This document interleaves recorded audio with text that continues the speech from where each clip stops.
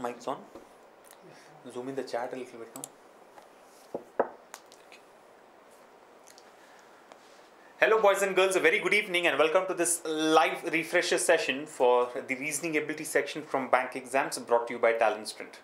I hope all of you are in good health and your preparation for the SBI PU mains exam, SBI Clerks mains exam and the upcoming RBI Grade B officers exam is in high gear. Remember, practice is the only key. The more you practice, the easier it gets. So just keep practicing, leave no stone unturned, leave nothing for chances, and solve as many papers as you can and solve a variety of questions so that you're fully geared up and you can think divergently when you face questions during the examination. All right. Now, as we have been doing in this session today, we'll be looking at questions that were asked in the last week's All India mock exam. Right, questions from the reasoning ability section of the All India mock exam.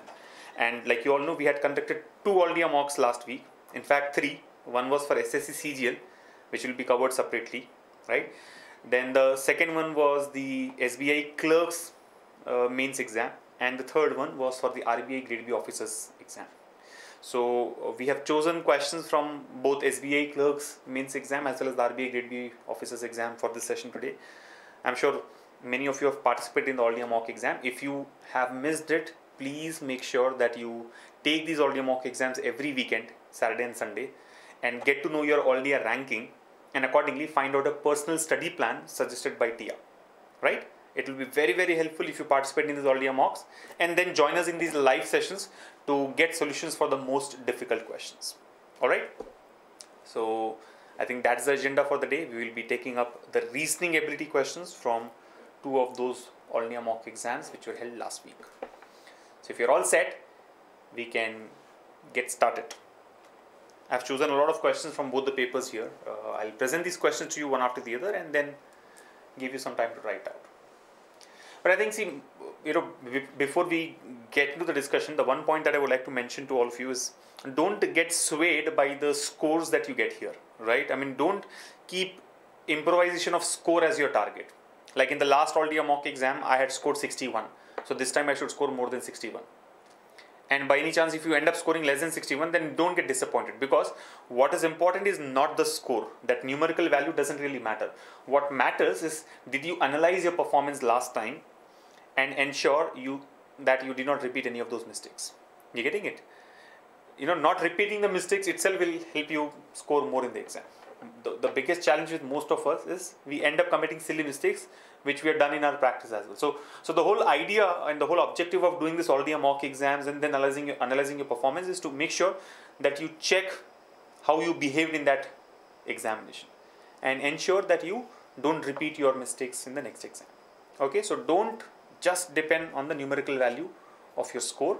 Analyze the performance thoroughly, take advantage of the TR report, and accordingly perform in the next examination. Okay.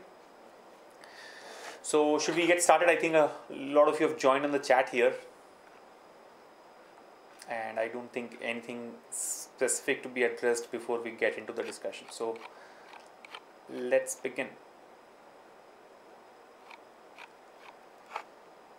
Alright, so let's get started. Let me see what questions do we have in the session today. I think we'll start with a very straight one from kind of alphabet. The topic is alphabet, but the question here is on numbers. That's a little ironic, but yeah, these type of questions have been covered on the topic of alphabet in our reasoning ability section. So please ensure that you go through all the videos and know how to solve such questions. This was asked in the last All India mock exam, and you should have scored 1 mark here without fail. So let me present the question and see how many of you get the right answer. You have just 1 minute for this. Your clock starts now. It says how many such digits are there in the number 62591483, each of which is as far away from the beginning of the number as when the digits are arranged in ascending order within the number. 1 minute is what you have. Your clock's ticking now. Quick.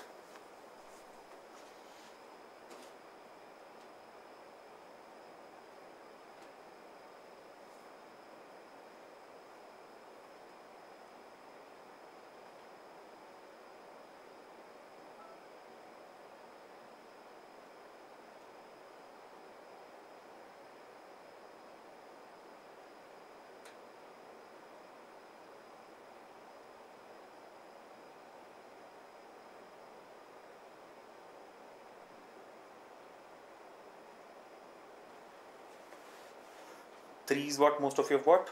Option 3 or the number 3?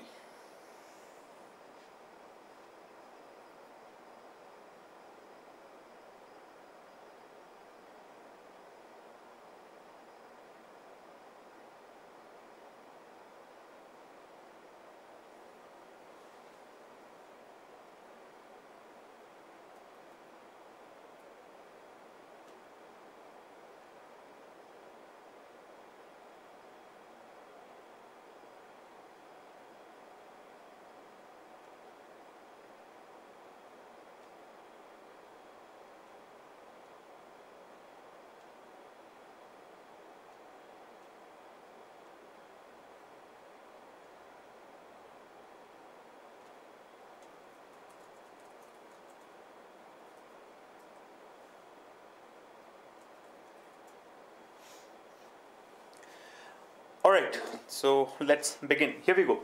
The question says, how many such digits are there in the number 62591483, each of which is as far away from the beginning of the number as when the digits are arranged in ascending order within the number. So it sounds to be a little complex to understand, but the solution is very easy. See, all we have to do is find out how many such digits are there in this number. What is the number? 62591483. So he's asking us to find out some digits in this number, each of which meaning each of those digits is as far away from the beginning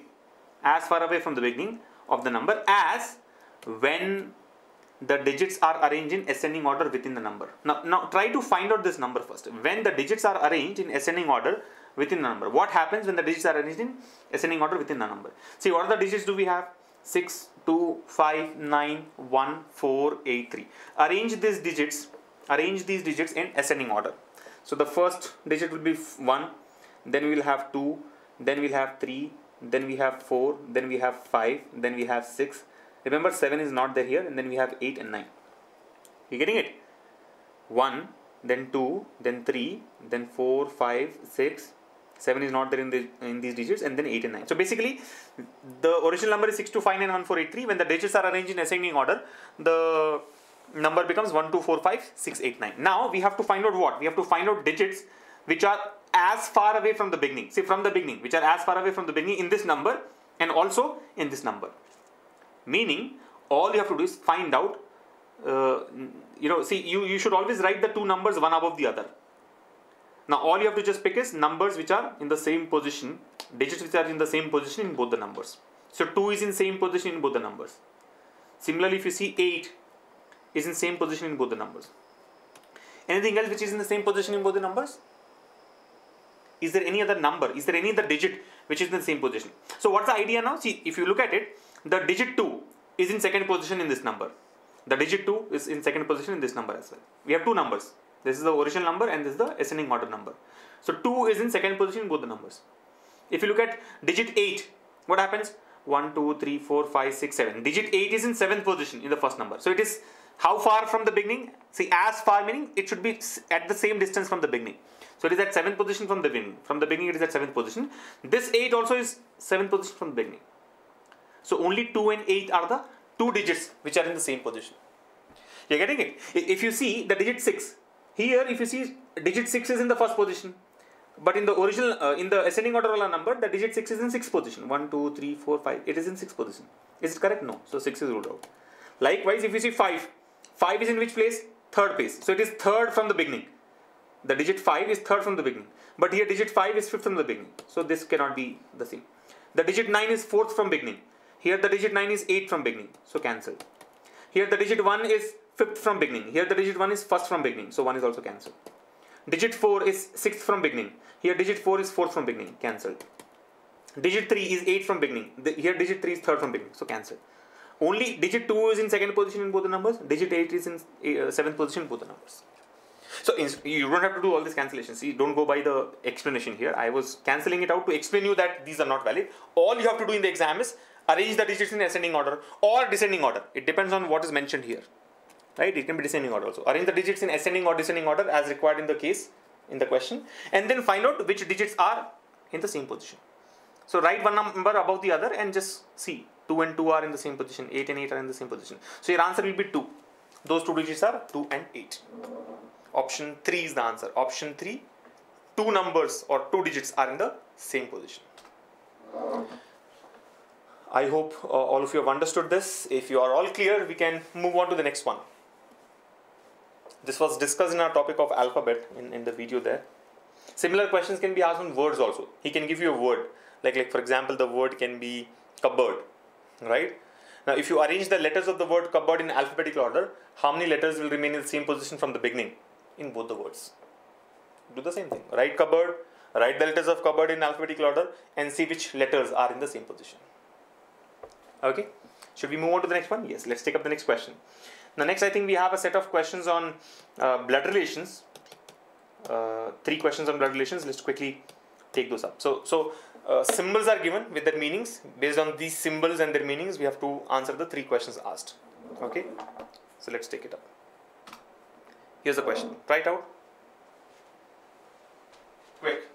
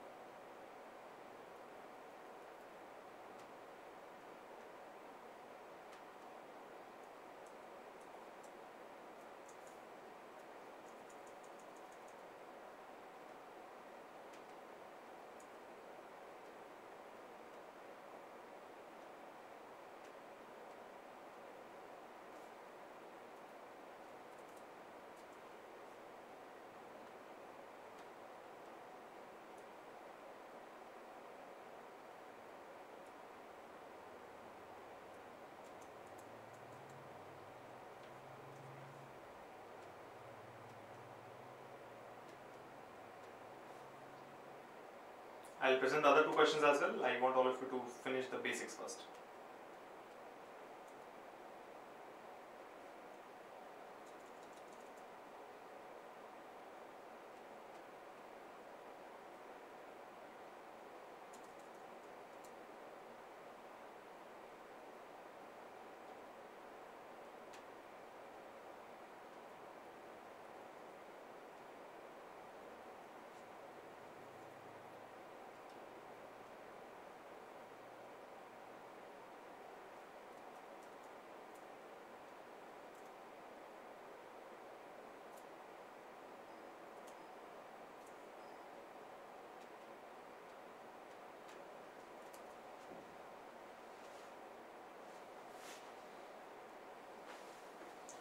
Got it? Alright, let's take it up. So here we go. These are the questions on blood relations. As you can see, it says, read the following information carefully and answer the questions. Right? So P division Q means P is the son of Q. P into Q means P is the sister of Q. P plus Q means P is the brother of Q. P minus Q means P is the mother of Q. So very straight. Division implies son, into implies sister, plus implies brother, and minus implies mother. Remember, the direction is also important. P division Q means P is the son of Q or Q is the son of P. Read the statement properly. Here I think if you see, everything is P. P with respect to Q. Sometimes it is Q with respect to P. So you have to be careful, right? P division Q means Q is the son of P. So, take that carefully accordingly. But in this case, it's all very straight. Now here it says, how is T related to S? In the expression T into R plus V divided by S. Draw the family tree. As simple as that. T into R plus V divided by S. Right? So let's try it out. Draw the family tree. T into R. Into means what? Sister. So T is the sister of R. T is the sister of R. Remember, is R male or female not known to us? T is female. Sister of R, so they are in the same generation. Then R plus. Plus means what? Brother. Plus means what? Brother. R is the brother of V. So R is a male brother of V. R is the brother of V. And V division S. V division S means what? V is the son of S. Division means son, right? So V is the son of S. So S will be one generation above. V is the son of S. V is the son of S. So T is the sister of R, R is the brother of V, and V is the son of S. Now he's asking us to find out how is T related to S. How is T related to S? So T is the daughter of S. See, remember, strictly speaking, we do not know what the gender of S is. Is S male or female is not known to us. But the question says, how is T related to S? S's son, son's brother is son, and that son's sister is your daughter. So T is the daughter of S. Suppose the question says, how is S related to T? We will say cannot be determined. How is S related to T? We'll say we cannot determine this. Because S's gender is not known to us. All we can say is S is the parent of T. We can say that S is the parent of T. S is the parent of T. But is it mother or father? Father cannot be said. However, in this question, since it says how is T related to S, answer should be daughter. T is the daughter of S, which is option 5, none of this. T is the daughter of S, option 5, none of this. Yeah, option 5, none of this. Now, do we really have to do this in the exam? See, even if you do this, it wouldn't take more than 15 seconds. I mean, it's a simple equation, right? T into R plus V divided by S. But do we really have to do this in the exam? No. You can eliminate the answer options also. How can you eliminate the answer option? We have discussed this technique of gender and generation gap. You have to use that. There are two very important points while solving such questions, right? One is gender and the second is generation gap. For example, T into R. Into means what? Sister, right? So T is the sister of R. What's the generation gap between T and R? 0. And T is female. R plus V. Plus means what? Brother. If R and V are, R is the brother of V, generation gap between R and V is 0. And R is male. V divided by S. V is the son of S. V is the son of S means what? The generation gap is 1. And V is male. So what I know is T is female, R is male, V is male, S's gender is not known to us. The overall gender gap, see, he is asking us to establish the relationship from T to S. He is asking us to get the relationship from T to S. So from T to S, what's the total generation gap? From T to S, the total generation gap is 0 plus 0 plus 1. This not this plus. This plus indicates gender. Don't get confused. It's not minus 0. This minus is the gender. This plus is the gender. Plus is the gender. The total generation gap is how much? 0 plus 0 plus 0 plus 1. Between T and S, the total gap is what? 0 plus 0 plus 1, which is 1. Meaning, T is one generation above or below S. T is one generation above or below S. And T is female. Strictly speaking, you can say T is one generation below S. Because this is, strictly speaking, this is not plus 1, this is minus 1, right? He says P is the son of Q. Division means son. So V is the son of Q. So V is one generation below. So V is minus 1. This is 0. This is 0. V is minus 1. So overall generation gap is how much? Minus 1. So now T's gender is female. T is female. And minus 1 gap from S. That is the understanding. If you use this technique of gender and generation gap, we have found the gender of the people here and the generation gap. We find that T is female and T is one gap, minus 1. The generation gap is minus 1 with respect to S. So T is one generation below S. Now who can be one generation next to you and female? Your daughter or your daughter-in-law or your niece. These kind of relations, right? It can be your daughter, it can be your daughter-in-law, or it can be your niece and things like that. Can it be your sister? No. Because if it is sister, the generation gap should be 0. Here it is minus 1. Can it be your mother? No. If it is mother, generation gap should be 1. Can it be your aunt? No. If it is aunt, the generation gap should be 1. Can it be your uncle? No. Uncle is not possible because T is female. T cannot be uncle. So if you go in a smart way, if you try to use this smart technique of gender and generation gap, even without drawing the family tree, I know that option 1, 2, 3 and 4 are wrong. Hence option 5, none of this will be the answer. We have discussed about this gender and generation gap technique in our videos as well, right? Gender and generation gap really helps you solve these questions very quickly. This was a simple one because the family tree itself is very straight. It's like just one branch. But when there are complex equations, right, you can eliminate the options very easily. Find out the gender of the persons and the generation gap with the persons. 0 if it is sister, brother, brother-in-law, sister-in-law, wife. 1 if it is mother, father, uncle, aunt. 2 if it is grandfather, grandmother and so on. Minus 1 if it is son, daughter, daughter-in-law, son-in-law and so on. Nephew, niece. Minus 2 if it is granddaughter, grandson and so on. So from T to S, the generation gap is minus 1. Meaning T is one generation below S. Minus 1, right? So T is one generation below S. And T is female. Who will be in your next generation below you and female? It can be your daughter, it can be your daughter-in-law, or it can be your niece. None of the options satisfy that. So option 5, none of this is the answer. That's how you solve questions on blood relations in a smart way. Now this technique may not work in all the cases because let's say if the options have got both the daughter as well as daughter-in-law, then you'll be confused. Or both daughter and niece, then you have to be careful. because daughter satisfies both the conditions, gender and generation gap. Niece also satisfies both the conditions. Daughter-in-law also satisfies both the conditions. In that case, you may have to go for the family tree, but otherwise, you can just eliminate the options. I hope you have understood this. Let me present the next question to you all from the same data. Here's the next one. How is S related to T in the expression? Try this now. How is S related to T in the expression T plus R minus V plus S? T plus R minus V plus S. Now understand, how is S related to T? How is S related to T? How is S related to T? What do you do? If you go smartly, maybe without putting pen on paper, you can say option 4 cannot be determined is the answer here. You can say option 4 cannot be determined is the answer. How am I able to say cannot be determined the answer? Because see, for me to find out how is S related to T, I should know the gender of S. The gender of S is very important. Yes or no? Gender of T is not important. Like in the previous case also, if you observe, the gender of T is important. How is T related to S? Gender of S, even if you don't know, doesn't matter, but gender of T is important. Likewise, in this case also, how is S related to T? The gender of S is important. Only then you will be able to decide, right? Is S father or mother? Is S son or daughter? Is S uncle or aunt? Is S nephew or niece? Is S daughter-in-law or son-in-law? You should know the gender. In this expression, T plus R minus V plus S, I am sure, since S is the last person, I will not be able to identify his gender. Try it out. Try it out if you want. T plus R. Plus means what? Brother. T is the brother. T's gender is male. R minus V. Minus means mother. R is female. V plus S. Plus means what? Brother. So V is male. S. See, V is the brother of S. V plus S means what? V is the brother of S. V is the brother of S. But is S the brother of V or sister of V? That is not known to us. Which means the gender of S is unknown. It's unknown. In the given expression, the gender of S is unknown. Do we know the gender of S? No.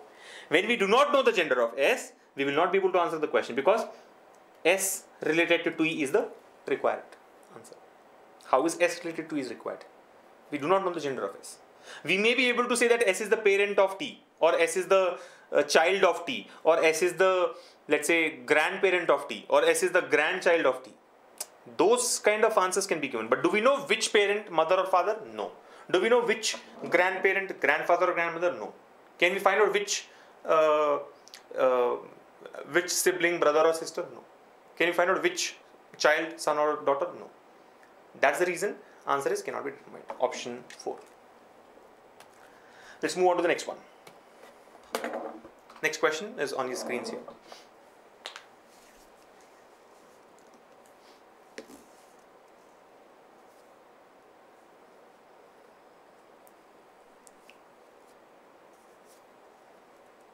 How is T related to S in the expression? How is T related to S in the expression?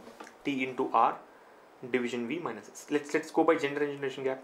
T into R. Into means what? Sister. T is female. T into R. T is the sister of R, right? So T is female. So the moment T is female, T cannot be father. T can be sister, daughter or aunt. T cannot be father. Into means what? Sister. So generation gap is 0. R division B. R is the son. Anyway, R gender is not known, but R is the son.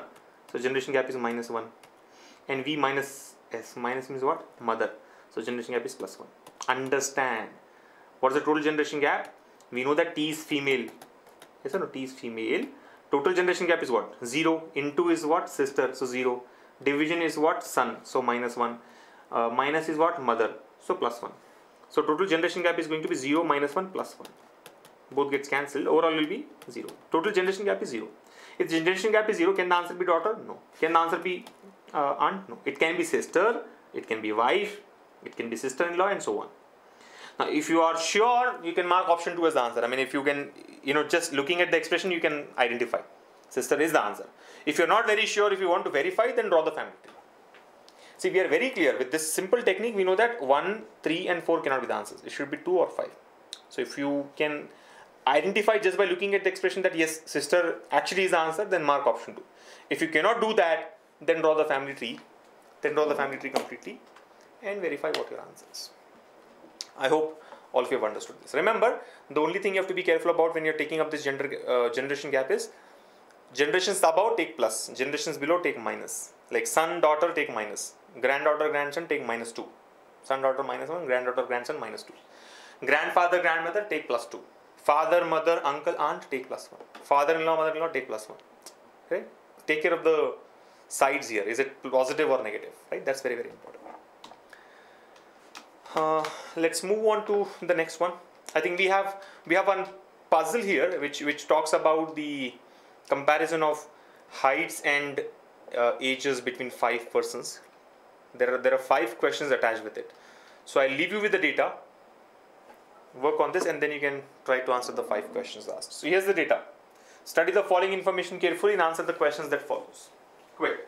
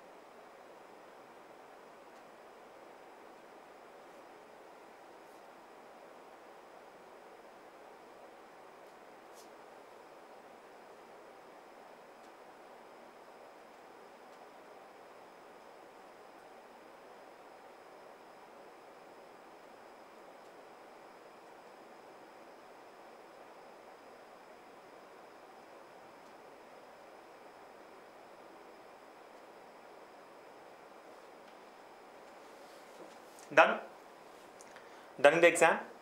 See, if you guys find a particular question to be very easy, you can ask me to skip it so that we can just focus on the more complex ones. Yeah. Anyway, let's quickly take this up.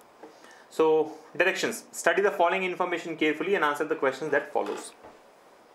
There are 5 men, Anuj, Kunal, Saurav, Rahul and Harish. The one who is tallest is not the youngest. Kunal is older than only Harish. Saurav is older than Rahul but shorter than him.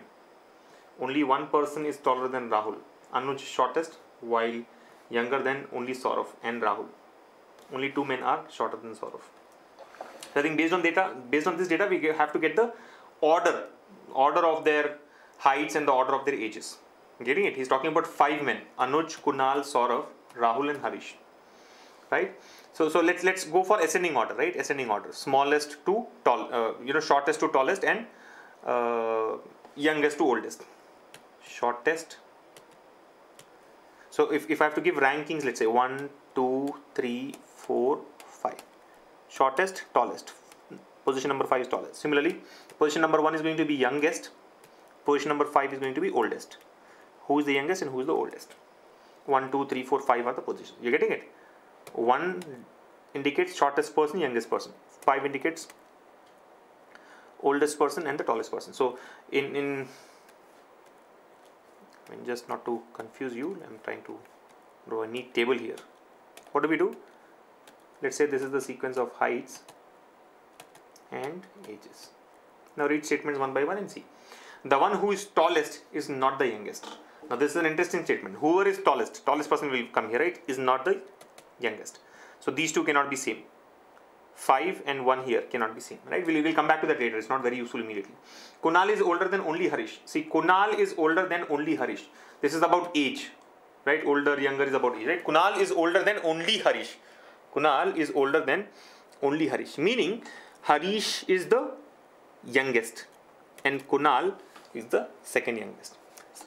I mean, we have discussed this. When you say Kunal is older than only Harish, indicates that Kunal is second youngest and Harish is youngest. We have discussed this in our ranking and ordering video. You can refer to that. Right? Kunal is older than only Harish. So, only Harish, Kunal is older than only Harish. Only one person. So Harish has to be the youngest person. Kunal has to be the second youngest person. Saurav is older than Rahul. Saurav is older than Rahul. See, Saurav is older than Rahul. Meaning, in case of ages, Saurav should come after Rahul. Now there are two possibilities. Rahul can come in position number 3, Saurav can come in position number 4, or Rahul can come in position number 4 and Saurav can come in position number 5. Both are possible, but shorter than him. But Saurav is shorter than him. In terms of height, Saurav is shorter. So this also is not very useful. There are two possibilities for ages. It can be HK, RS and A, or it can be HK, A, RS, or it can be R, AS. You are able to follow. All we know is Saurav is older than Rahul. Saurav is older than Rahul, meaning Rahul should be less than S. Now Rahul less than S means Rahul can come in position number 3, Saurav can take 4 or 5, or Rahul can come in position number 4, Saurav can come in position number 5. I hope you are able to follow, right? Only one person is taller than Rahul. Now look at this statement. This is definite. Only one person is taller than Rahul. There is only one person who is taller than Rahul, which means Rahul is the fourth tallest person. I mean second tallest person, not fourth tallest, second tallest person, or fourth shortest person. There's only one person. Only one person is taller than Rahul. If only one person is taller than Rahul, that person has to be in the 5th position. Only this person is taller than Rahul. If you take Rahul in 3rd position, what happens? 2 persons will become taller than Rahul. If you take Rahul in 2nd position here, 3 persons will become taller than Rahul. If you take Rahul in 1st position, 4 persons will become taller than Rahul. Since only one person is taller than Rahul, Rahul has to come in the 4th position. Anuj is shortest. Anuj is shortest, it says. Anuj is shortest, rarely Anuj comes here. While younger than only Saurav and Rahul. Anuj is shortest and Anuj is younger than only Saurav and Rahul. Anuj is younger than Saurav and Rahul. So obviously there are 3 gaps here in terms of ages. Anuj is younger than Saurav and Rahul. If there are 3 positions available and Anuj has to be, whoever that is, Anuj has to be younger than Saurav and Rahul, Anuj will come in 3rd position. Saurav and Rahul have to take 4th and 5th. In which sequence? In this sequence. Because in the previous statement we know that Rahul is younger than Saurav. You getting it? Anuj is younger than Saurav and Rahul. So Anuj will be coming in 3rd position. He is younger than Saurav and Rahul. Saurav and Rahul will take 4th and 5th.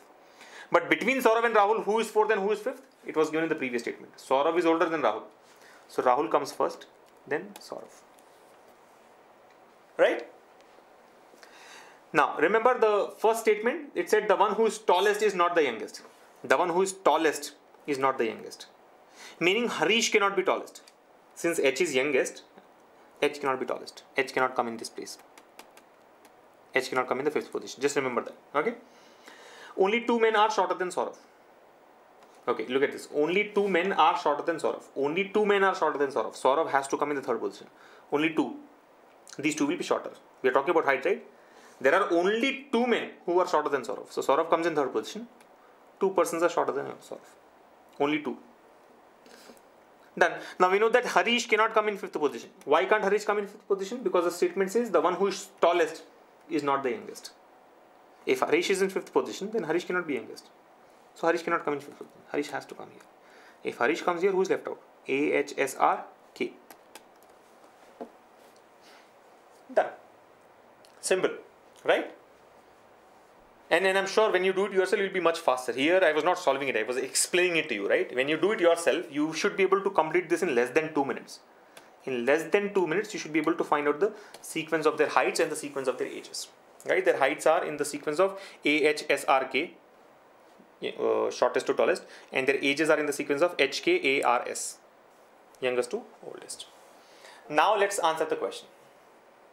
Right? Now, let's answer the given questions. 5 questions have been asked. Look at this. Who among the following is older than Kunal but younger than Rahul? Be careful. Older and younger, meaning ages. Older than Kunal, younger than Rahul. Ages. Older than Kunal and younger than Rahul. He should be older than Kunal. Who are older than Kunal? A, R and S. But he should be younger than Rahul. So A. A is older than Kunal, younger than Rahul. Yes or no? So A is the answer. Anuj is the answer. Who among the following is taller than Anuj only? Taller than Anuj only. Taller, height. Taller than Anuj only. Who is taller than Anuj only? H. H is taller than Anuj only. Yes or no? S is taller than Anuj and H. R is taller than Anuj, H and S. K is taller than Anuj, H, S and R. The only person who is taller than only Anuj. See, taller than Anuj only it said. Be careful. The word only is given. he should be taller than Anuj only. So only H is the person who is taller than Anuj only. Remaining persons are taller than Anuj as well as some other persons. So H should be the answer. Harish. Right? If the 5 men are made to stand in a line according to their height, first in ascending order, then in descending order, then whose position will remain the same in both the orders? Then whose position will remain the same in both the orders? See, understand the fact that this is a complex sounding question, but the solution is very simple. There are 5 men we have. You make them stand in line according to their height.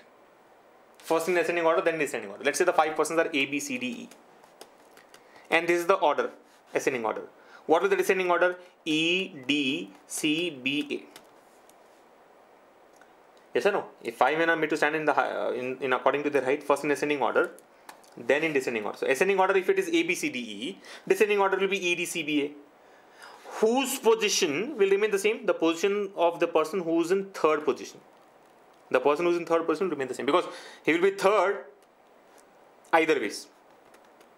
So even if you change the sequence, he will remain the third. B's position will change, T's position will change, A's position will change, E's position will change. You're getting it? So by the time you finish reading the question, you should know that it will be the centermost person. Right? When you reverse the order, the centermost person's position will remain the same. So who is the centermost person in their height? Centermost person in the height is Saurav. Third position, right? Saurav will remain in the third position. Saurav is the answer. Straight away you should cancel Rahul and Anuj. 2 persons' positions cannot remain the same. There can be only 1 person whose positions remain the same when you reverse the sequence. Suppose there are 7 men, then fourth man will be the answer. Since there are 5 men, we are going to the third position. If there are 7 men, we will go to the... So it's like there's no 5 plus 1 by 2. That position you have to take. If I have to give you a shortcut. If there are, let's say, 19 men, whose position will remain the same? 19 plus 1 by 2. 20 by 2, 10th. 10th person's position will remain the same. That's the idea. Okay. Next question. Who among the following men is tallest? Straight. Who is tallest? Who is tallest? I think tallest, right? Height. K is tallest. K. Kunal. Kunal is tallest. Which of the following men is third tallest of the 5? Third tallest. Third tallest is easy. Centermost person. Third tallest is Saurav. Third tallest is Saurav. Option 1 is the answer. Which of the following men is third tallest of the 5? Yeah. So simple. I think 5 marks in less than 2 minutes. And I hope all of you have got it right in the exam. It's very, very easy. Getting right is one thing, but getting it right in 2 minutes is what matters, right? It should not take more than 2 minutes to arrange the sequence of heights and the sequence of ages. And then answering questions is a cakewalk. Yeah. Let's move on. I think this question on arrangements. Do you want me to take that? This one arrangement here, which talks about 7 officers L, M, N, P, Q, R and S who work in 3 different shifts, 1, 2 and 3 with at least 2 persons in each shift. Each of them has a different weekly off from Monday to Sunday, not necessarily in the same order. Should we take that or did you guys get it yourself? So if you found it to be easy, I would like to skip it. Otherwise, I'll take it. Girish says take it up. 7 officers. See, you will be able to understand what I'm talking about only if you have attempted the all India mock exam. That is the reason I'm saying attend the all India mock exams without fail. You have an opportunity to attend in 48 hours, right? The whole Saturday, the whole Sunday, all India mock is open. So attempt the exam, then you will be able to take it. I think many of you have asked me to take it. So let me just go ahead with that. Quickly, you have 3 minutes to solve this. It's talking about 7 officers. 7 officers L, M, N, P, Q, R and S who work in 3 different shifts. 1, 2 and 3 with at least 2 persons working in each shift. Each of them has a different weekly off from Monday to Sunday, not necessarily in the same order. Quick.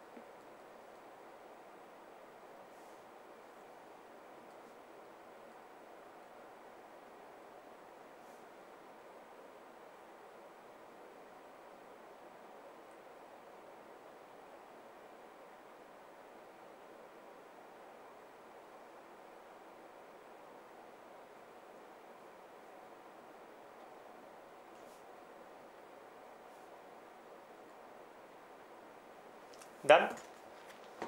Simple, right? Alright, let's take it up. I think 3 minutes is too much for this. It's a straight question. You just have to fill up the gaps.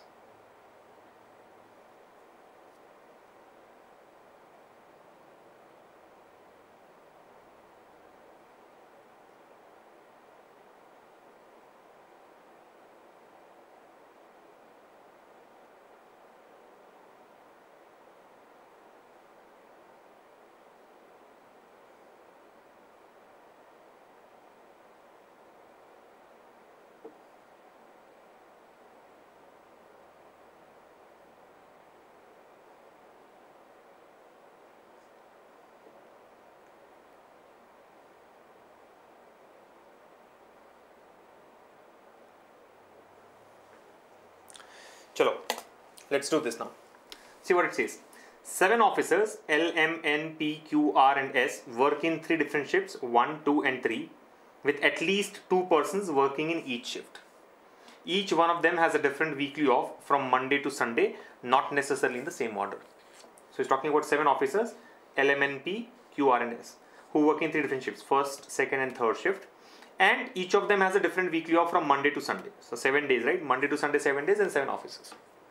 And we have to do the assignment. So basically a typical assignment problem. What do we do? List down the persons. L, M, N, P, Q, R and S. Right? We'll take shifts on one side. Let's say first, second and third shifts here and the weekdays here. Okay? The days here, whatever, weekdays or whatever days. Just fill the gaps. Look at this. M works in second shift only with R. This keyword is important. Remember it said 7 officers with at least 2 persons in each shift. So if there are 3 shifts and at least 2 persons in each shift, it will become 2 plus 2 plus 2. 6 are gone. One shift will have 3 persons. Yes or no? One shift will have 3 persons. 2 shifts will have 2 persons. Yes or no? 2 shifts will have 2 persons. So M works in second shift only with R. Only with R. So M works in second shift only with R. R also works in second shift. M works in second shift only with R. Remember, only is important. M works in second shift only with R. And second shift is closed now. Nobody else can work in second shift. So remaining 5 persons will either be in the first shift or in the third shift. They cannot take second shift at all. Now, M works in second shift only with R, whose weekly off is on Friday. R's weekly off is on Friday. This is done. Q's weekly off is on the next day of L's weekly off. Q's weekly off is on the next day of L's weekly off. So can you say Q is like L plus 1? Whatever is L's weekly off plus 1 will be Q's weekly off, right? And both of them work in different shifts. Both of them work in different shifts. Remember, Q and L both work in different shifts. Meaning if L works in first shift, Q will work in third shift. And vice versa. P works in third shift. P works in third shift. P works in third shift. And his weekly off is on Saturday. P's weekly off is on Saturday. Done. S has weekly off on Monday. S has weekly off on Monday. Straight. S has weekly off on Monday and he works in first shift. He works in first shift. Everything is given very clearly, right? The one who has weekly off on Sunday works in first shift. Now this is interesting. Whoever has got weekly off on Sunday works in first shift. Works in first shift. So remember this. Sunday and first shift will go together. L and P do not work in the same shift. L and P do not work in the same shift. See, P works in third shift. If P works in third shift, L will not be working in third shift. If L does not work in third shift, second shift is already closed. The only choice L has is first shift. Now, if L works in first shift, remember Q will work in third shift because we have already discussed that both of them work in different shifts.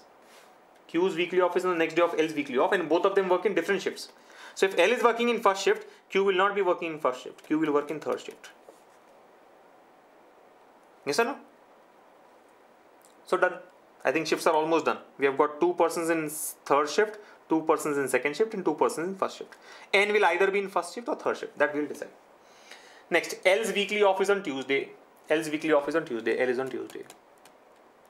If L is on Tuesday, Q should be on Wednesday. Yes or no? It's next day of the L's weekly off. Done. Now, Monday, Tuesday, Wednesday, Friday and Saturday are done. What is left out? Thursday and Sunday. Thursday and Sunday are left out. Look at this. We know that the one whose weekly off is on Sunday works in first shift. Sunday will go with first shift. So can Sunday come here for M? No. because M is working in second shift, Sunday cannot go there. So Sunday has to come for N. If Sunday comes for N, I can say N works in first shift because Sunday and first shift will go together. The only day left out is Thursday, which goes for M.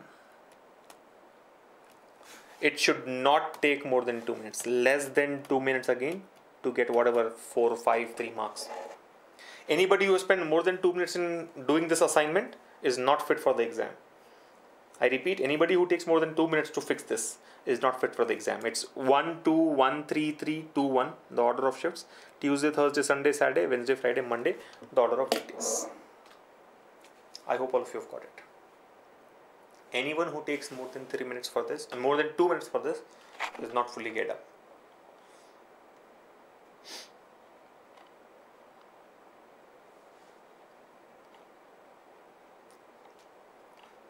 Yeah. And I don't want to waste time in discussing the questions. I mean, you can answer the questions very easily. Whose weekly off falls on Thursday? On which days is Q's weekly off? Whose weekly off is on Sunday? Which of the following combination of shift person and weekly off is definitely correct? Straight questions. 4 marks. I think 4 marks in 2 minutes.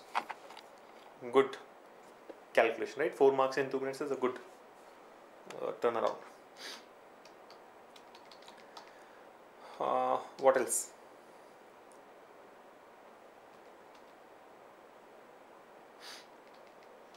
Should we move on?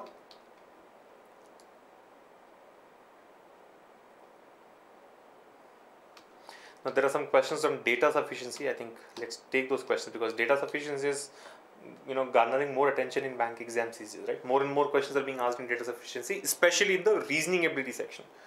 So I think we have 4 questions here from data sufficiency. Let me present these one after the other. See if you are able to get the right answer.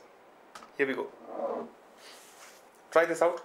You know what data sufficiency is all about, right? You have to find out which of the statements are sufficient to answer the question.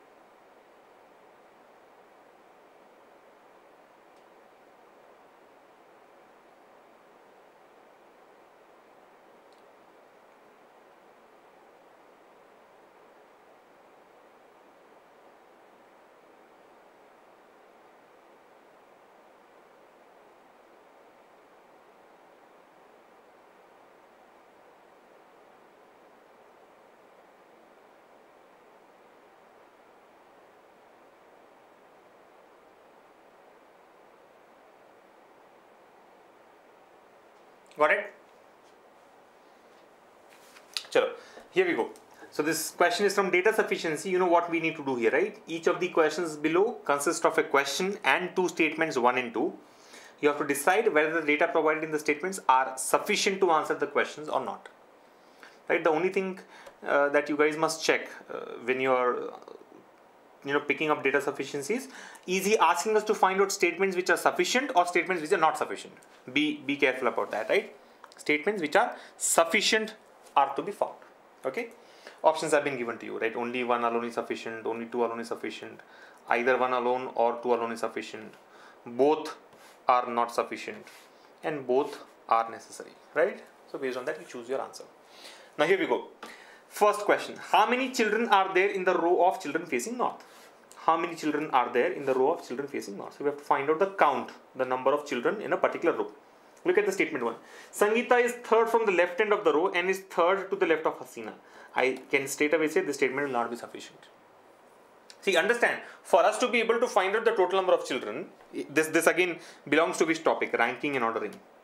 Go back to the basics of ranking and ordering, right? We have discussed it there. In ranking and ordering, for you to find out the total number of children in a row, what you should know? You should know the position of one particular person from both ends, left end as well as right end. Whenever you want to find out the total number of persons in a row, total number of persons in a queue, total number of students in a class based on the ranks, you should know the data of one particular person from both the sides. Hasina's rank from left end, Hasina's rank from right end. Or Sangeeta's rank from left end, Sangeeta's rank from right end. Only then you will be able to get the answer. How will you get the answer? Position from left end plus position from right end minus 1. That's how we do it. Yes or no? Directly or indirectly, you should be able to find out the position of one person, any one person from both the ends. Now when I look at statement number 1 here, we know that Sangeeta is third from left end. Fine. Sangeeta is third from left end and is third to the left of Hasina. And is third to the left of Hasina. Clearly, you do not know Sangeeta's position from right end. All you know is she is third from left end and she is third to the left of Hasina. So Hasina is somewhere towards the right. But is Hasina the rightmost person? No, we don't know. So statement 1 is not sufficient. You're getting it? I mean, if I have to mark it, plot it for you, this is, let's say, the left end. Sangeeta is third from the left end. This is Sangeeta's position, let's say. She is third from the left end. Third from the left end. And so if I take left hand, first, second, third is Sangeeta. And she is third to the left of Hasina. First, second, third. This is Hasina. According to statement 1. According to statement 1, Sangeeta is third from the left hand, first, second, third. And she is third to the left of Hasina. First, second, third. Third to the left of Hasina. What is the total number of persons in the row? I cannot answer because there can be people after Hasina, right? We do not know how many people are there on the right hand side of Hasina. You getting it? So statement 1 alone is not sufficient because this is not known. Definitely this is the leftmost position. But is this the rightmost position? No idea. Statement 2. Rakesh is fifth from the right end of the row and is third to the right of Hasina. Again the same problem. Rakesh, remember, golden rule when you are answering questions from data sufficiency. When you look at statement number 2, you should forget about everything that is given in statement number 1. Don't say, I know Hasina's data from statement 1. No, we do not know anything. Erase your memory when you look at statement number 2. Erase your memory is not the full memory. Erase whatever you have checked in statement 1 when you are checking statement number 2. Okay? So Rakesh is fifth from the right end of the row and is third to the right of Hasina. Same problem. This statement will not be sufficient. Rakesh is fifth from the right end. Okay. And is third to the right of Hasina. And is third to the right of Hasina. Will you be able to find out? No. Total number of persons cannot be established. So 2 alone is also not sufficient. So A cannot be the answer. B cannot be the answer. C also cannot be the answer. Data in 1 alone or 2 alone is not sufficient. Now there are 2 possible answers. Either the combination is enough or the combination is not enough. Remember, again, another golden rule when you're solving questions from data sufficiency. You have to combine the data in the 2 statements. You have to go for the combination of the 2 statements if and only if the statements individually fail to give the answer. I repeat, you have to go for the combination. You have to go for the combination if and only if the statements independently fail to give the answer. So here statement 1 failed to give the answer. Statement 2 also has failed to give the answer. Now maybe you can go for the combination. I can combine the data given in both the statements. Right? I can combine the data given both the statements. Yeah. Now upon combination, you should know that Hasina is the connector in both the statements. Look at this. I mean, what happens? According to statement 1, this is the data. If I connect this with statement 2, Rakesh is third to the right of Hasina. Rakesh is third to the right of Hasina. So first, second, third. Rakesh will come in this position. And Rakesh is fifth from the right end. So 1, 2, 3, 4. This you are able to follow. So I know the leftmost position. I know the rightmost position. Can I find out the total number of persons? Yes. Now what is the total number of persons? I will not do it. I will not do the calculation. 1, 2, 3, 4, 5, 6, 7, 8, 9. 10, 11, 12, 13. There are many people here who have marked 13 as the answer. They have wasted their precious time. Remember, we are not looking at what the answer is. All we are looking at is can we get the answer by using the given data. And the answer here is yes. If the data in both the statements 1 and 2 together is combined, we will be able to find out the answer to this question. So option E will be the answer, which is 5 here. 5, option 5 or option E. You getting it? Option 5, both 1 and 2 together are enough. So please do not waste your time in finding out, right? I mean, remember, in fact, when I was explaining it to you, I had to draw those dashes and fill up the ones which are available there, right? Strictly speaking, when you solve this in the exam, without putting pen on paper, from the first statement, I know Sangeeta is the rightmost person. Some way she is connected to Hasina. From the second statement, I know that Rakesh is connected to Hasina. And Rakesh is again, sorry, Sangeeta is the leftmost person. Not leftmost, third from the left. Sangeeta is third from the left. So I know how distant is Sangeeta from left. Sangeeta is connected to Hasina. In the second statement, Hasina is connected to Rakesh. And I know Rakesh is positioned on the right hand. So I can find out both the left and the right hand. And then I'll be able to find out the roll number of persons. Either this should happen or I should know one particular person's position from both ends. Directly or indirectly, that's what is given in the data here. So I'll be able to find out the answer if I combine the two statements together. Hence option 5 is the answer. Okay. Shall I move to the next one? Rama says, should we assume all children are facing north? Yes. It has given, no, how many children are there in the row of children facing north? He says there is a row of children facing north. Read the question. How many children are there in the row of children facing north? He says there is a row of children facing north. Everybody is facing north. That is for given.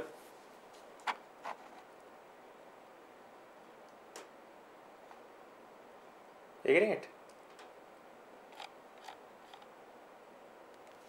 How many children are there in the row of children facing north? All the children are facing north. Here's the next one. Try this out. What is the code for where in the code language? Again, another question to data sufficiency. What is the code for where in the code language? Statement 1. In the code language, where is she written as K-A-M-A-T-E and she is good is written as T-R-K-A-R-O. Now, if you see, what are the common words here? I think is common. Is and she both are common. Is common in both the statements. She is also common in both the statements. Now, what are the common codes? I think K-A is common and T-E is common. So, it's obvious that the code for where will be M-A because that's the only unique word here and that's the only unique code left out here. So, is statement 1 enough? Yes. He is asking us to find out the code for where. Yes. The code for where is going to be M-A. I can answer that question from data given in statement 1. So, 1 is sufficient. Look at 2. Now, don't mark only 1 alone is sufficient because you have not verified 2 yet. You should answer the questions. Again, golden rule when you are solving questions from data sufficiency. Never mark the answer unless you have read all the statements. Right? So, look at statement 2. In the code language, where are you going is written as whatever and where is the girl is written as this. Now, here this time if you see, the only common word is where in both the statements. R is not available in second statement. U is not available in second statement. Going is also not available in second statement. So, is the case with is the girl. So, only common word is where. So, the only common code should be the answer. L-A-M-A-P-A-J-E C-H-A-F-A-M-A-T-E. What is the only common code? M-A. So can I say the code for where is M-A? Yes. How? Using statement 2 alone. So 1 alone is sufficient, 2 alone is also sufficient. Hence, your answer should be data in statement 1 alone or in statement 2 alone is sufficient to answer the question. Option C. That was a simple one. Here's the next question. Try this out. How many sons does Anita have?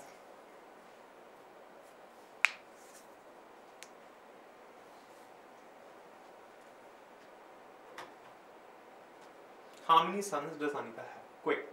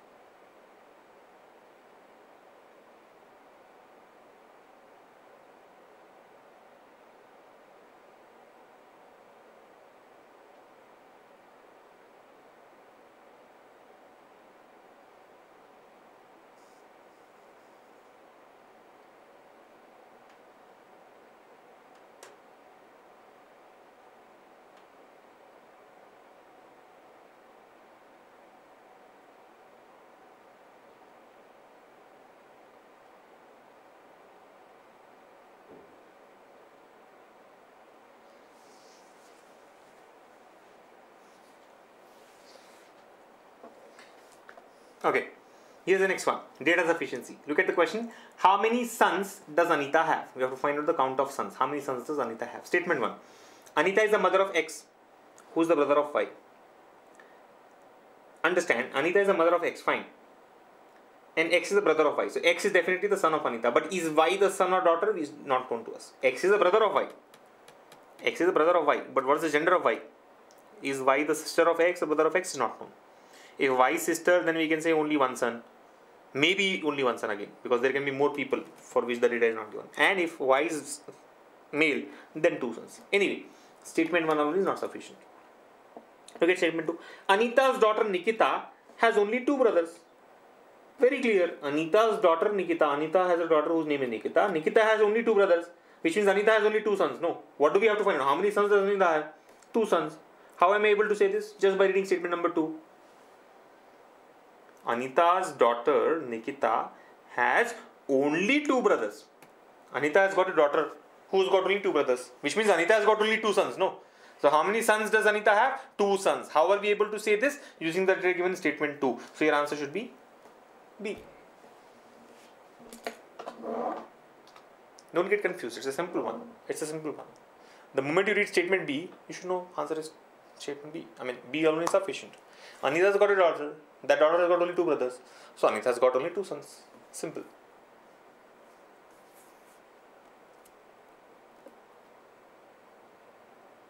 Clear?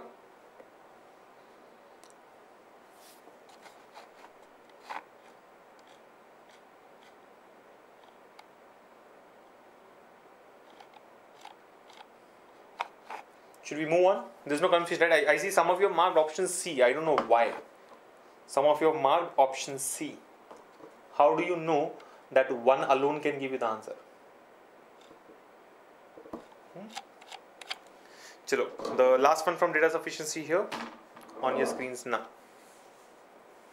Among 5 boys, Abhishek, Rajesh, Karan, Nitin, Vikas, each having a different height. Who is second to the tallest among them?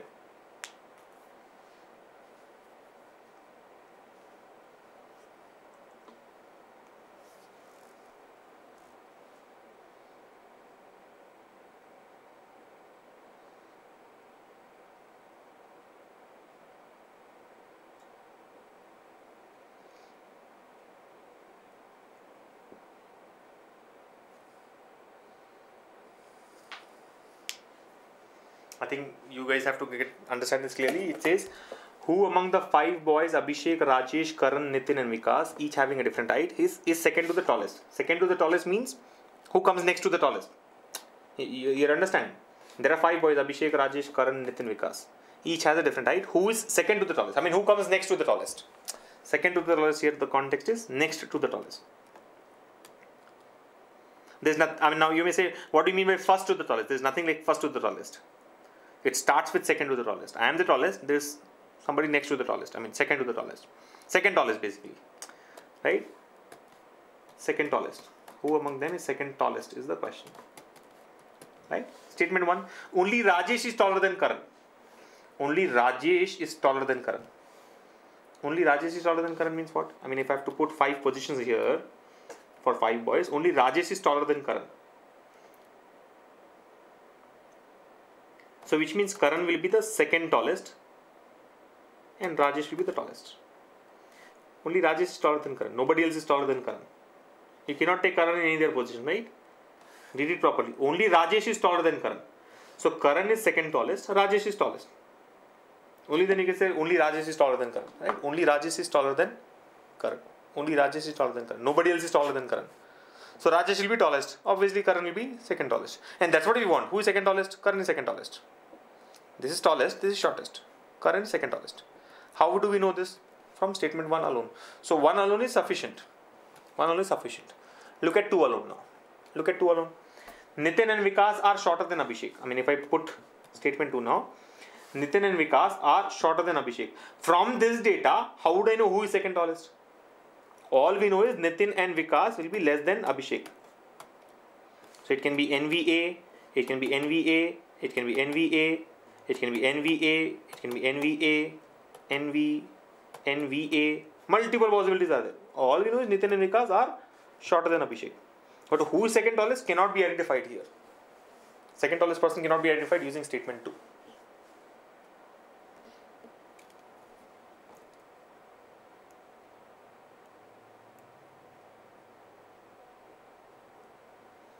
Right? So statement 2 alone is not sufficient. 1 alone is sufficient, but 2 alone is not sufficient. Right? 1 alone is sufficient, 2 alone is not sufficient. So answer should be A. Data in statement 1 alone is sufficient. Only, I repeat, only Rajesh is taller than Karan. Only Rajesh has to be taller than Karan. Nobody else can be taller than Karan.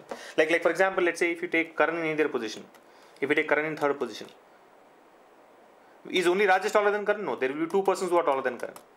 Only one person is taller than Karan. That can happen only when Karan is in the 4th position and Rajesh is in the 5th position. I mean, in terms of shortest to tallest. So Rajesh is tallest, Karan is second tallest. Yeah, the word only is important. Only is important here. So option A is the answer. Is that clear?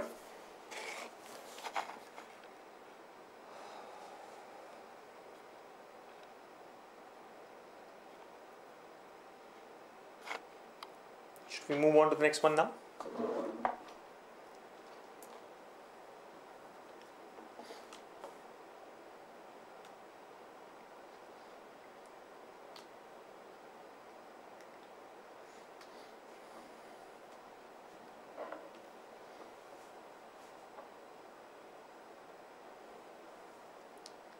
Second to the tallest means who is not second from the tallest, I mean who is next to the tallest.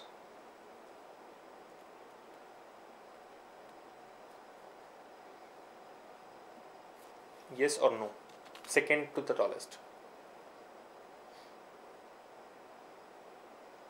Because there is nothing like who is first to the tallest. No? What do you mean by who is first to the tallest? There is nothing like first to the tallest. Who is first to the tallest?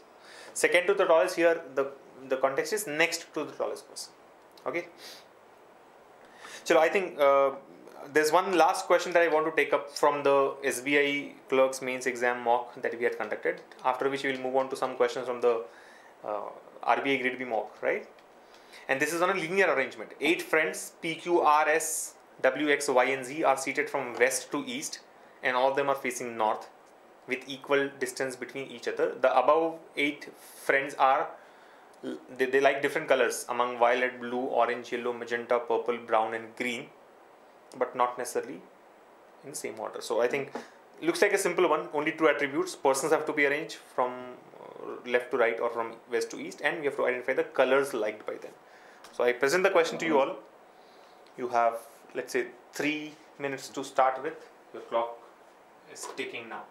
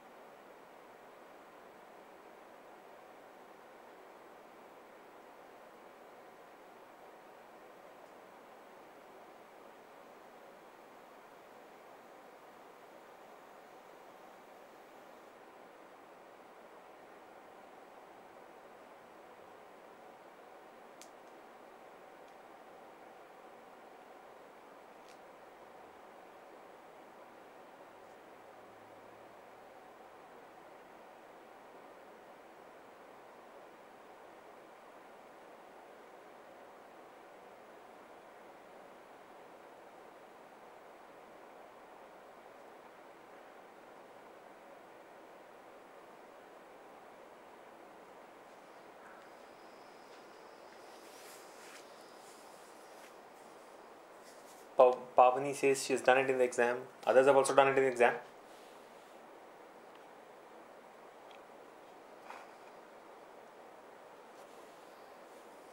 Try it out.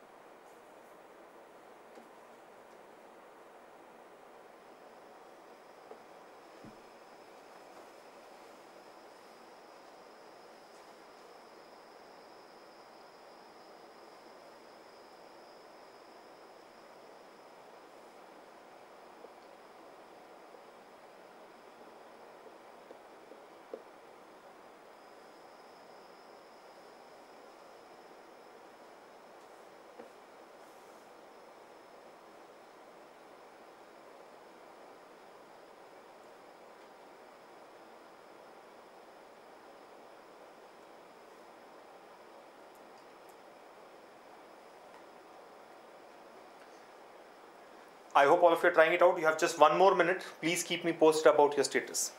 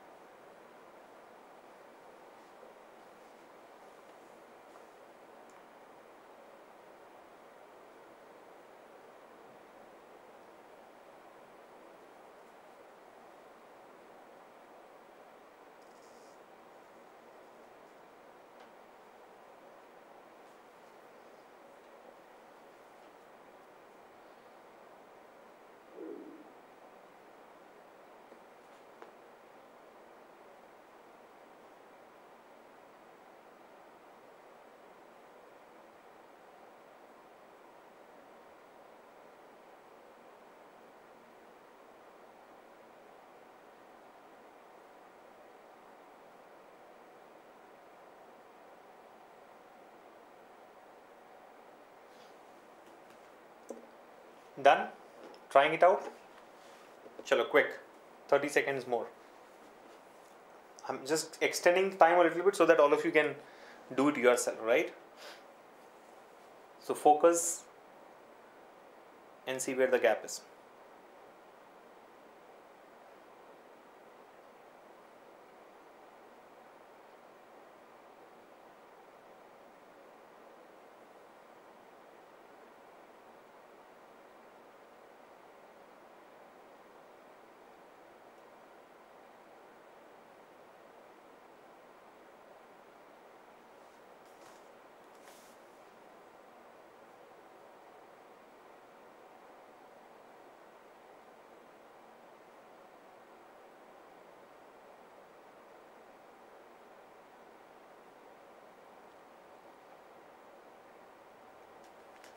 Alright, the time is up. Let's try it out now.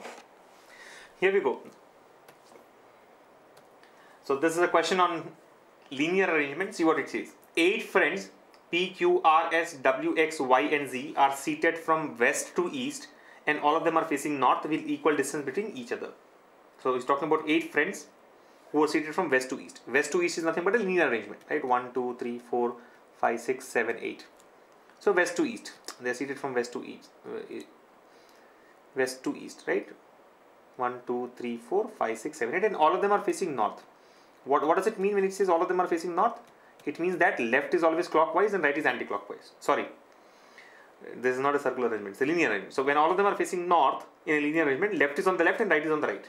So for a person facing north, this is left and this is going to be right. So that's the understanding, that's the high level understanding. 8 persons, left is left, right is right, since all of them are facing north, and it's a simple linear arrangement. Now it says that the above 8 friends like different colors. Right, the above 8 friends like different colors among violet, blue, orange, yellow, magenta, purple, brown and green, but not necessarily the same order. So we have to get the arrangement now. 8 people in that linear arrangement and which color who likes which color. Now what do we do? Look at the statements. See, try to find out the best way to start the arrangement. Right, best statement that can help you do it quickly. So first statement reads, there are 2 persons between P and the one who likes magenta. There are 2 persons between P and the one who likes magenta. Now, if you require, you can do a pictorial representation, right? He says 2 persons between P and magenta. So what does it mean? P dash dash magenta. There are 2 persons between P and magenta, right? P and magenta, there are 2 persons. But then these 2 positions can be interchanged. It can be P dash dash magenta or magenta dash dash P. Right, anyway, the first statement is done. Pictorial representation is this. Y sits at one of the extreme ends of the line. Now, this is the best way to start the arrangement. Y sits at one of the extreme ends of the line. So, there are only 2 ends in a line. Y sits at one of the extreme ends of the line. So, let's take both the possibilities. 1, 2, 3, 4, 5, 6, 7, 8, right? 1, 2, 3, 4, 5, 6, 7, 8. Y sits at one of the extreme ends of the line. So, Y can either be at the left end or Y can be at the right end. 2 possibilities. So these are the 2 possible arrangements. Y sits at one of the extreme ends of the line. W sits third to the right of P who likes yellow. W sits third to the right of P who likes yellow. W sits third to the right of P who likes yellow. So try to note this. W sits third to the right of P who likes yellow. What happens? W sits third to the right of P who likes yellow. So P we have already got here. W sits third to the right of P who likes yellow. So it can be like this, right? See, W sits third to the right of P, right? So very, very clear. P third to the right of P. First, second, third. W sits third to the right of P. So P dash dash dash W. P dash dash W. W is third to the right of P. Who likes yellow? Who here refers to whom? P. So W is third to the right of P and P likes yellow. P likes yellow. So in this piece, this has to be fixed. P dash dash W. W is third to the right of P. First, second, third to the right of P and P likes yellow. And the earlier statement is also for P. Meaning there are 2 persons between P and magenta. So either W can be magenta or magenta can come on the other side. So again it will give you 2 possible cases. If you want to take this up, it will give you 2 possible cases. If you club these 2 points, right? What happens? If it is P dash dash magenta, W should be liking magenta. Or if it is magenta dash dash P, then magenta comes here, dash dash and P. Those 2 arrangements can also be taken. But now that we already started with this, let's continue. See what happens. Only 1 person sits between Y and the one who likes violet. Now this is interesting. Since Y is already fixed, I can take this up. Only 1 person sits between Y and the one who likes violet. So Y is here. There is only 1 person between Y and violet. Similarly, Y is here. There is only 1 person between Y and violet. Right? There are 3 persons between Z and the person who likes purple. And Z is an immediate neighbor of Y. Okay, look at this. Z is an immediate neighbor of Y. Z is an immediate neighbor of Y. So Z has to come here. Z is an immediate neighbor of Y, right? Now there are 3 persons between Z and the one who likes purple. There are 3 persons between Z. 3 persons between Z and the one who likes purple. Between Z and purple. So Z dash dash dash purple. 3 persons between Z and purple. 1, 2, 3 and this comes. In the second case, what happens? Z dash dash dash. This is purple. You're able to follow? There are 3 persons who are between Z and purple. So all this is done. The person who likes magenta does not sit at the extreme end of the line. The person who likes magenta does not sit at the extreme end of the line. Okay, so magenta should not be at the extreme end of the line. Fine.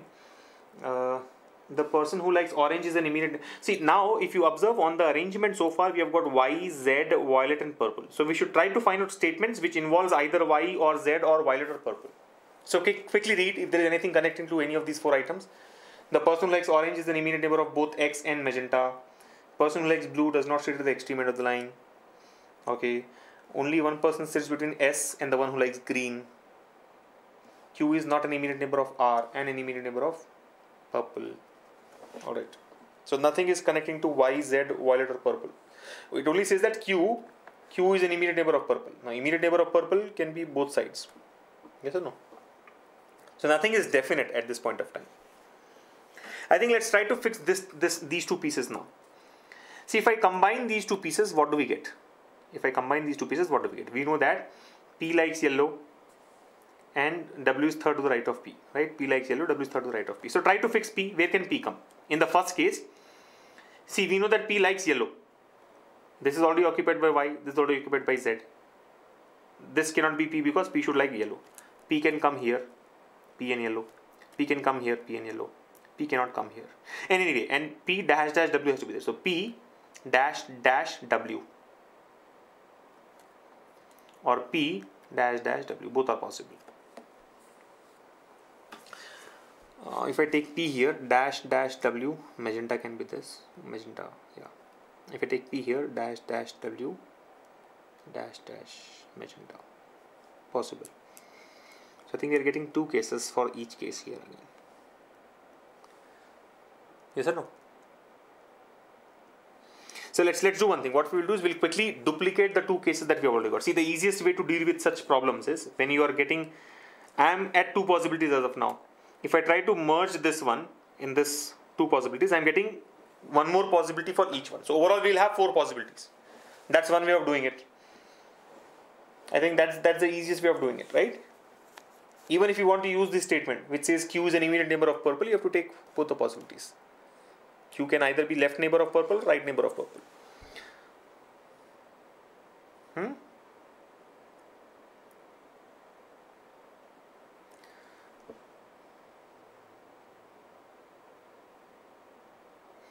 Or if you don't want to duplicate and take multiple possibilities, you form what this gives you. Like let me merge these 2. See what happens. You will get 2 cases here, right? Merge those 2. Merge those 2. What happens? One thing is for sure. P likes yellow and dash dash, and then we have W. Now where can magenta come? Magenta can either be this side or that side. So I'll do this. P like yellow dash dash W. Now there should be 2 persons between P and magenta. So P dash dash W itself can be the one who likes magenta, or magenta can come on the other side. So dash dash, this can be magenta. So these are the 2 possibilities. P yellow dash dash W magenta, or magenta dash dash P who is yellow and dash dash W. Yes or no? So these 2 have been clubbed. These 2 points that we had been clubbed in these, and these 2 cases have been arrived at. P yellow dash dash W magenta, or magenta dash dash P yellow dash dash W. You're able to follow? I hope you're able to follow, right? We got 2 possibilities using Y, Z, violet and purple, and I've got these 2 possible things which have to be fixed using P, magenta and yellow and W. Now understand, this or this should fix in each of these cases. Try it out. For example, if I take this, see what happens. I think, yeah, I'm getting 4 cases. No, P yellow dash dash W magenta is possible. P yellow dash dash W magenta is possible. Or 1, 2, 3, 4, 5, 6, 7. Magenta should come here. Dash dash P yellow dash dash W. Yeah, I think it is resulting in 4 possibilities even if we consider this. So yeah, so the whole idea is, maybe we duplicate. See, this is not a waste of time. Whatever you have done is not a waste of time. You can still fix it and get the 4 possibilities, but instead I am better off duplicating these 2 and considering whatever was given there. And I think that's the only way out, guys. I know it appears to be time consuming, but this is what you need to do in the exam. Okay, we had these 2 points which we will try to fix. What I am going to do now, for the lack of any better way, I don't think there's any other way, right?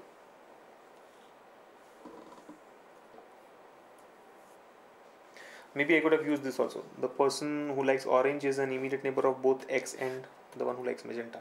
I could have tried that.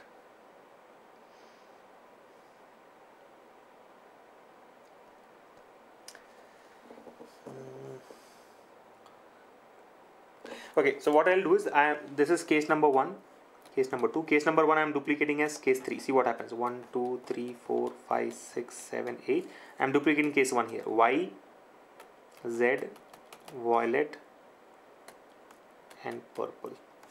And I am duplicating case number 2 as case number 4. 1, 2, 3, 4, 5, 6, 7, 8.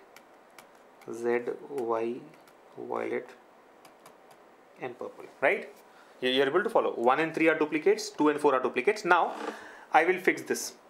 Look at this. P yellow dash dash W, right? P should like yellow. So, P can be here, who likes yellow, dash dash W here. Or, come to case number 3. P can be here, likes yellow, dash dash W. Now, fix magenta, P double dash magenta. P, okay, magenta cannot be at the extreme end was given. The person who likes magenta does not sit at the extreme end of the line. So if P is anyway fixed here, dash dash magenta. Can magenta come for Y? No, because magenta should not be the extreme end. So it should come on this side. So dash dash magenta. In case number 3, can magenta come here for W? No. If we take P dash dash magenta, magenta becomes extreme end, which is not allowed. So take it on this side. Dash dash, this is magenta. So 1 and 3 are done. These 2 points have been fixed there. Now similarly fix those 2 points in 2 and 4. So what happens? P yellow dash dash W or P yellow dash dash W. P yellow dash dash W is not possible. P yellow dash dash W. So yeah. So P with yellow dash dash W would come here. Or in case number 4, P along with yellow dash dash W. There is no other place where P can come. Can you take P in this place? No. P should be liking yellow, but this is already blocked for purple. Can you take P here? No. If you take P here, this should be dash dash W, which is occupied by Z. If you take P here, again dash dash W, occupied by Y. So P yellow and W is done. Now P dash dash magenta. Fix that. P dash dash W likes magenta. In case number 4, P is here, dash dash W likes magenta. So 4 possibilities are there. Right? 4 possibilities are there. And all 4 have satisfied all the points so far. Right? This also has been used. There are 2 persons who sit between P and the one who likes magenta. Now go to the next one. The person who likes orange is an immediate neighbor of both X and the one who likes magenta.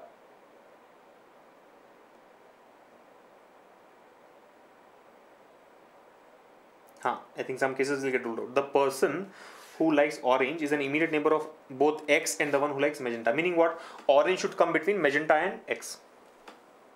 It should be like magenta, orange, X. Orange, magenta, this side and X. I mean, basically orange should be in between magenta and X, right? The person who likes orange is an immediate neighbor of both X and magenta, meaning what? That person, orange, will be between, exactly between X and magenta. For someone to be an immediate neighbor of 2 other persons, he should be in the middle of those 2 other persons. So orange should be in the middle of X and magenta. Orange should be in the middle of X and magenta. Try to fix that now. See, magenta is here. Can orange come this side? No. Because if this is orange, then this should be X. Not possible. Orange has to come this side. You're able to follow? If I take magenta here in this place, orange should come this side and then X, which is not possible because there is no place there. So orange should be coming on this side. But this side we already have purple. Can purple and orange coincide? No. Which means case number 1 is wrong. You understand? Case number 1 is ruled out. Because we are not able to fix the position of orange either sides here. Take case number 2. Magenta is here. One of the neighbors should be orange. This is purple, so this has to be orange. If this is orange, so magenta orange, then this should be X. Case 2 is fine. Look at case number 3. Can orange come this side? No. If this side is orange, then that should be X, but there is no place. Can orange come this side? No, because this is already violet. So case number 3 is also wrong. So 1 and 3 are ruled out. Take case number 4. Magenta is here. One of the neighbors have to be orange. This side it's violet. So this side it will be orange. So magenta, orange, and then this becomes X. So now either case 2 or case 4 is the answer. Either case 2 or case 4 is the answer. Right? Move on. you'll be able to close it. The person who likes blue does not sit at the extreme end of the line. Blue is not the extreme end of the line. If blue is not the extreme end of the line, blue will be either for Z or this place. In case number 4, blue will be either for Z or...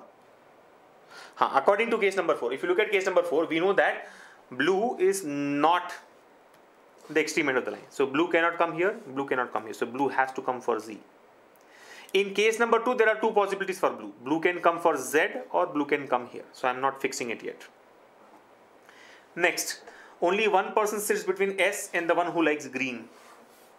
Only one person sits between S and the one who likes green. So between S and green, there has to be only one person. If I go for case number 4, can S come here? No. If S comes here, this should be green. So not possible. Can S come here? No. If S is here, then either this should be green or this has to be green. Both are blocked already. So the only way out is S comes here and this is green. Yeah. Look at case number 2. How will you fix S there? S and green. There should be one person. Only one person between S and green.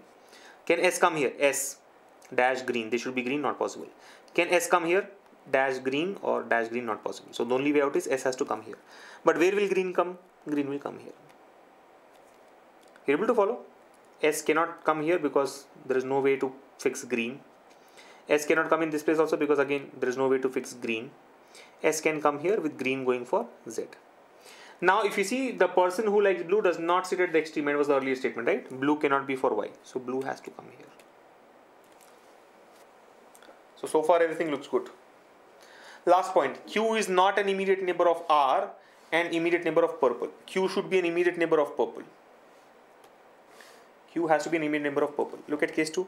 Immediate neighbor of purple, Q has to come here because that side is W. Immediate neighbor of purple, Q has to come here. Other side is blocked. Now only one person is left out. Who is that person? We have got P, Q, S, X, W, X, Y, Z. R is left out. Only R is left out. Where will R come? R will come here. In this case, R will come here. This is the challenge. In case number 2, we are getting Q and R as immediate neighbors. What did the statement say? Q is not an immediate neighbor of R. Q cannot be a neighbor of R. Q cannot be a neighbor of R. So case 2 is also wrong and case 4 is correct. So the final answer to this question would be this one. R, P, X, Q, W, S, Z, Y. Of course, one color is left out. Let me fix that color also. What is that color?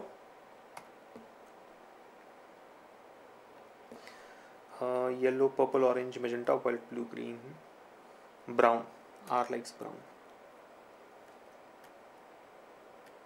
Right?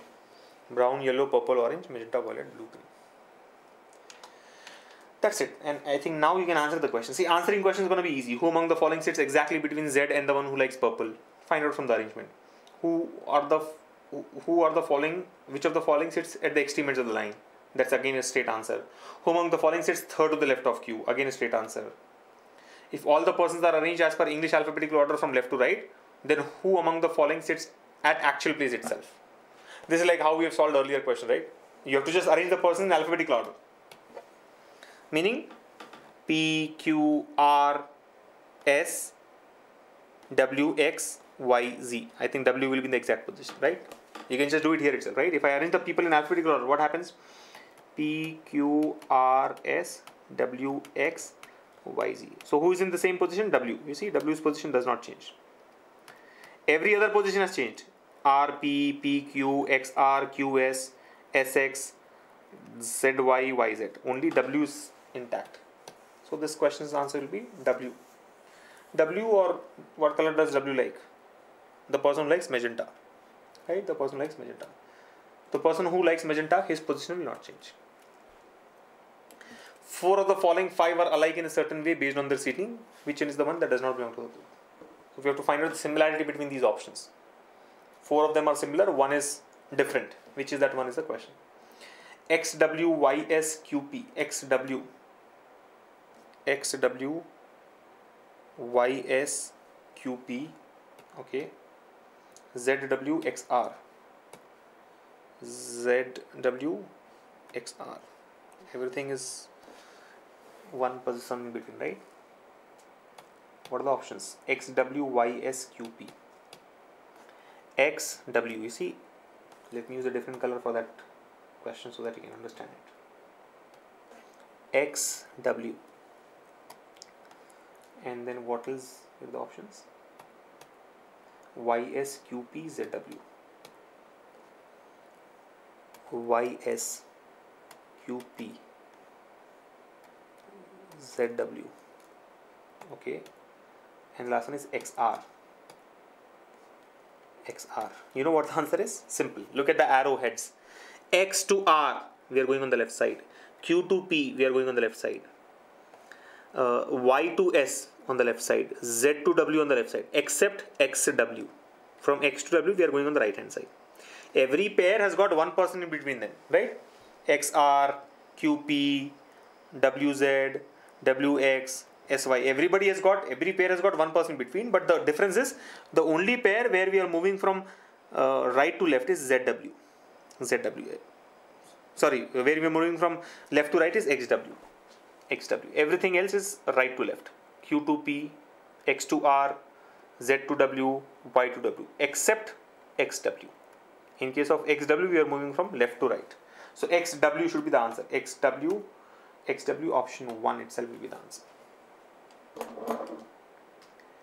I think with that, we come to the end of that puzzle, the linear arrangement puzzle. Yeah, so I think got a little time consuming because of 4 possibilities, and like you see, like you must have seen, only at the end we get to know which is the wrong one. And I think just do that in such case, right? When you're not able to figure out which is the right one, duplicate the cases. Up to 4 possibilities you can try. I think not more than 4.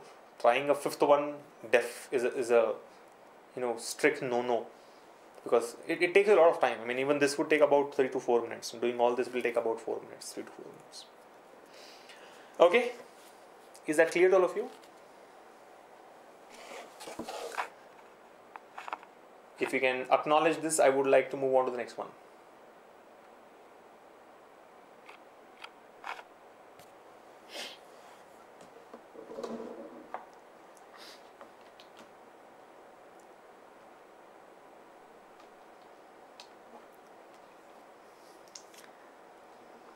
Clear?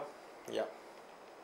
So let's move on to the paper on RBI. I think what we shall do now is take up a few puzzles from this. There were many puzzles asked in the RBI exam. You know that the reasoning section in the RBI exam, RBI Grade B exam, has got 60 questions, right? 60 questions. It's obvious that discussing 60 questions in one session is not practical. We shall choose the most typical and the most complex ones. It will be great if you guys suggest what questions to be picked up. But that can happen only if you appear in the all-India mock exam, which I don't think is the case, right? Most of you might not have appeared in the exam, and you have lost that opportunity of comparing yourself and getting an all-India rank and also getting a personalized report. So I hope next time onwards you be serious about it. Let me pick up 1 or 2 puzzles from this paper myself, right?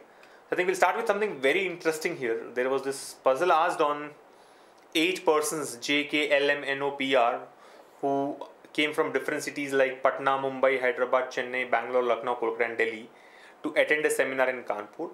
They like different cars, namely Scorpio, Bolero and Fortuner. And there are minimum 2 and maximum 3 persons who like one car. Now these kind of puzzles are really interesting. I don't know how many of you have been able to crack this in the exam or how many of you have tried after the exam. Let's give it a shot now. The puzzle is on your screen here. You have what? Let's say 5 minutes for this, not more than that, and your clock starts now.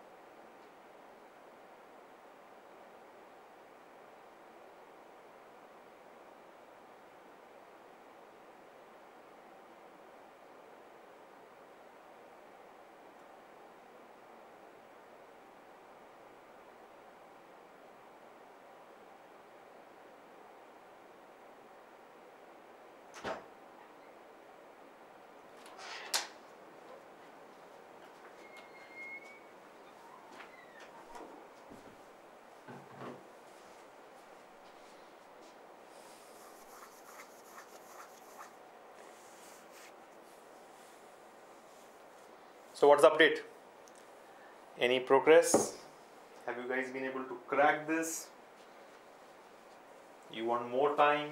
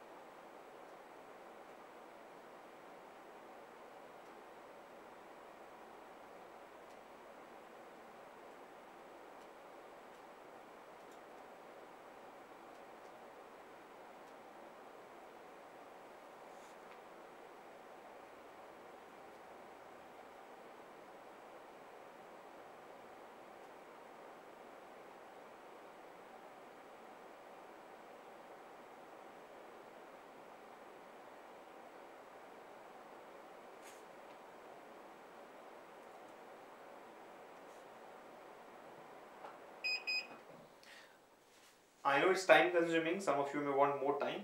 Try it out, we will definitely take it up. I want you all to give a serious try. Skip is the solution in the exam, but here you have to try it out seriously.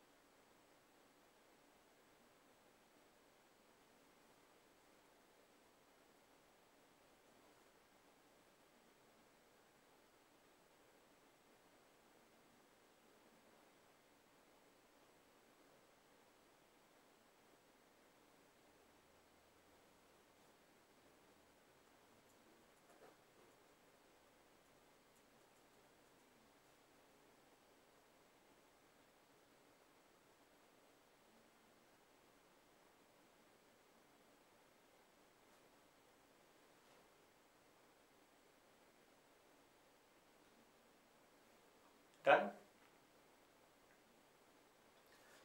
Alright, last minute and then we will take it up. I think enough time has been spent. Just one more minute for all those who have tried a little bit and then we should take it up. Quick.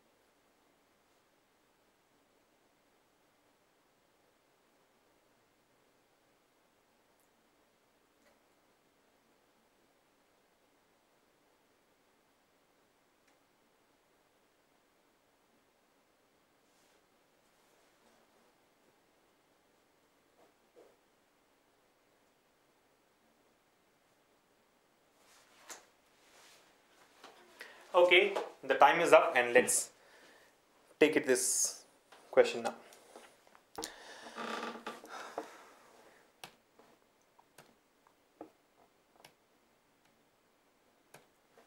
Here we go, look at this. Read the information carefully and answer the questions given below. There are 8 persons, J, K, L, M, N, O, P and R. They came from different cities like Patna, Mumbai, Hyderabad, Chennai, Bangalore, Lucknow, Kolkata and Delhi to attend the seminar in Kanpur. They like 3 different cars, namely Scorpio, Bolero and Fortuner, and there are minimum 2 and maximum 3 persons in one car, or minimum 2 and maximum 3 persons like one car. The given information are not necessary in the same order. So basically we are talking about 8 persons, J, K, L, M, N, O, P, R, 8 different cities, Patna, Mumbai, Hyderabad, Chennai, Bangalore, Lucknow, Kolkata and Delhi, and 3 different cars, Scorpio, Bolero and Fortuner. Remember, minimum 2 and maximum 3 in each car. So if there are minimum 2 and maximum 3 in each car, what happens? Car 1, car 2, car 3, there should be minimum 2 persons, so 2 plus 2 plus 2, 6 persons are done. Then obviously there are 2 more persons left out. Both of them can be in one of maximum 3 in each car, he says. Minimum 2 and maximum 3. So what happens? The idea is this. One car will have only 2 persons. 2 cars will have 3 persons. Only then it will become 8. Yes or no? Total is 8, right? So the total 8 will be as follows. One car will have only 2 persons. The 2 other cars will have 3 persons. There is no other combination possible. Right? There is no other combination possible. Now which car has got 2 persons? We have to figure out. Is it Scorpio or Bolero or Fortuner? We'll have to figure out. So basically we have to find out who comes from which city, which of these persons come from which of these cities, and they are traveling by which car. So basically that grouping needs to be done. This is more of a grouping based puzzle. Grouping has to be done. Okay. And data is given here. The person, one who's from Patna does not like Scorpio, L, and the person who's from Kolkata does not like the same car, and so on. So let me get some space for myself to try it out here. Yeah, I think this would help. Yeah. So what I'll do is start with grouping. Basically, you know that there are, I think 2 things need to be done. One is we have to find out which person belongs to which city. So J, K, L, M, N, O, P and R. So we'll try to find out the cities here. I mean, if the data is given, and the grouping needs to be done. Grouping as in, 3 cars are there, right? Scorpio, Bolero, and what? Fortuner.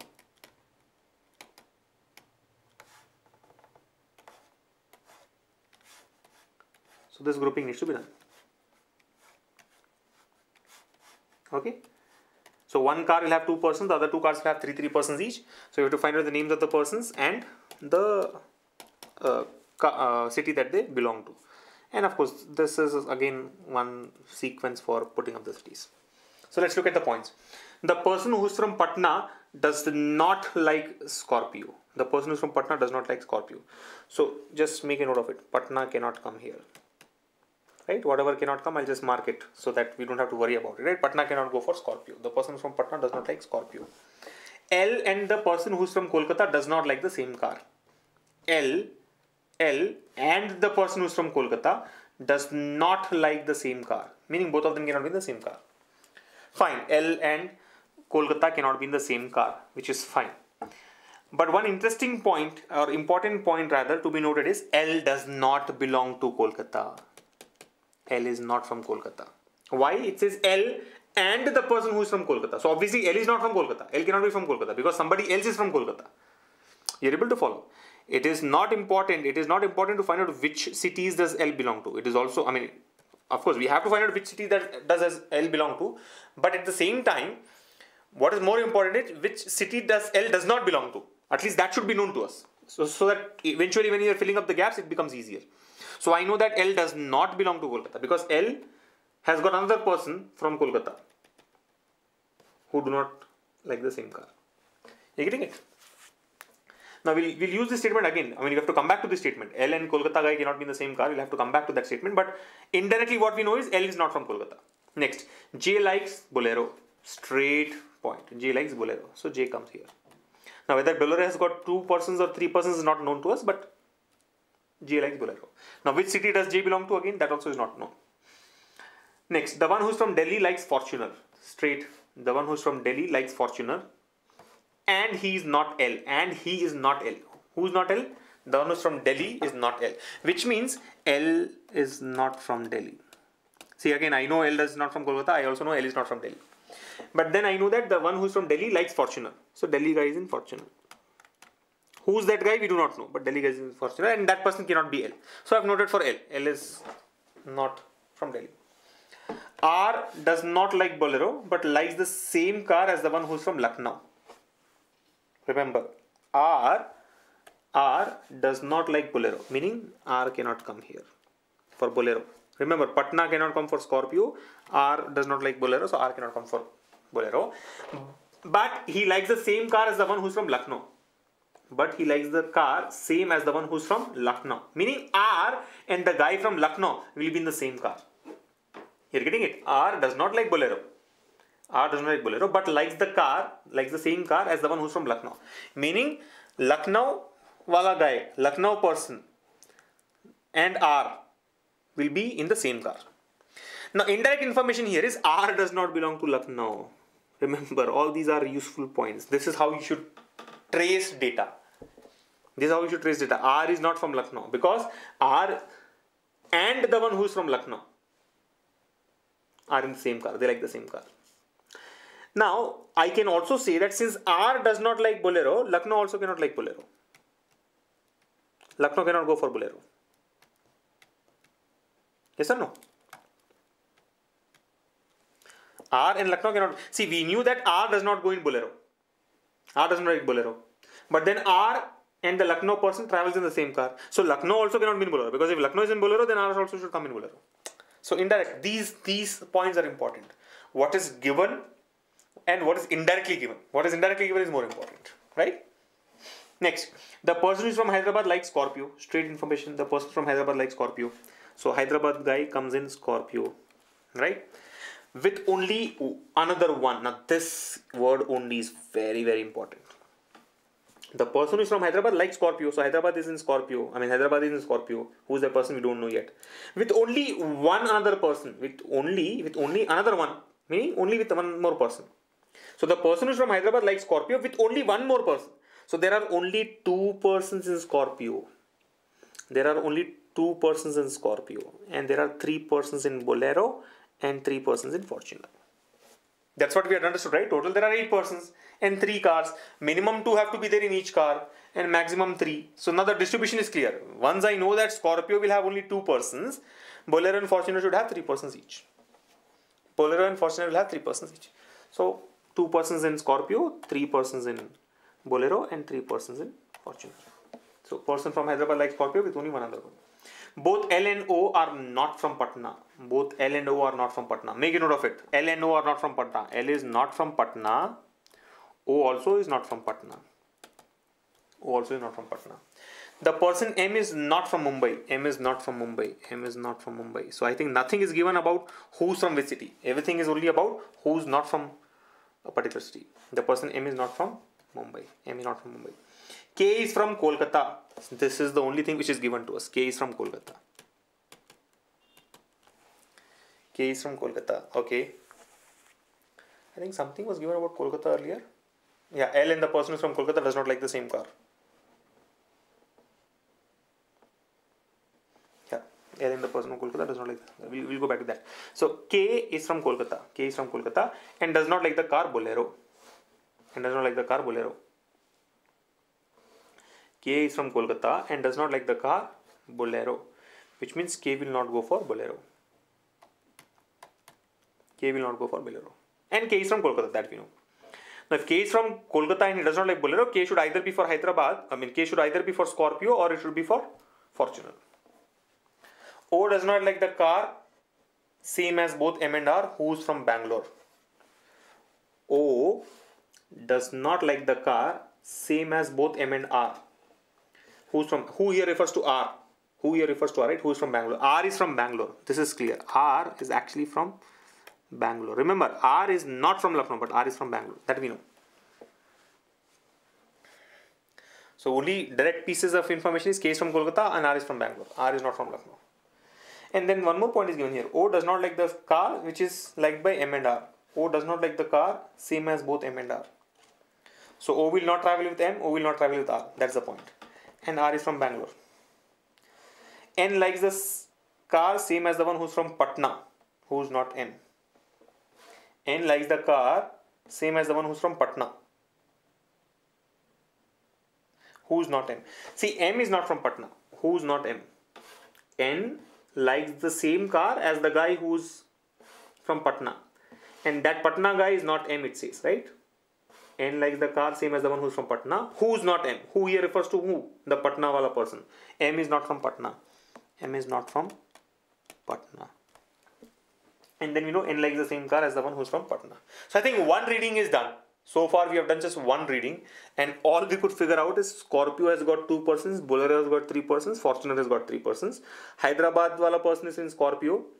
J is in Bolero, Delhi wala person is Fortuner. And then what else is not there? L is not from Kolkata, L is not from Delhi, L is not from Patna, M is not from Patna, O is not from Patna, and so on. R and K and Lucknow wala person does not go in Bolero. Patna guy does not go in Scorpio, and in all these cases. Okay. N likes the same car as the one who's from Patna. And by the way, this also tells us that N is not from Patna. You see, N likes the car same as the one who's from Patna. Meaning N and the Patna wala person likes the same car. N and the guy from Patna like the same car. Which means N cannot be from Patna. N cannot be from Patna. You getting it? N likes the same car as the one who's from Patna. And M is not from Patna. M is not from Patna. But I can also say indirectly that N is not from Patna. N is not from Patna. Okay? N is not from Patna. I think the most common word in the whole data here is Patna. How many times has it been used? Patna, right? Then Patna here, Patna here. I think more places we have got Patna.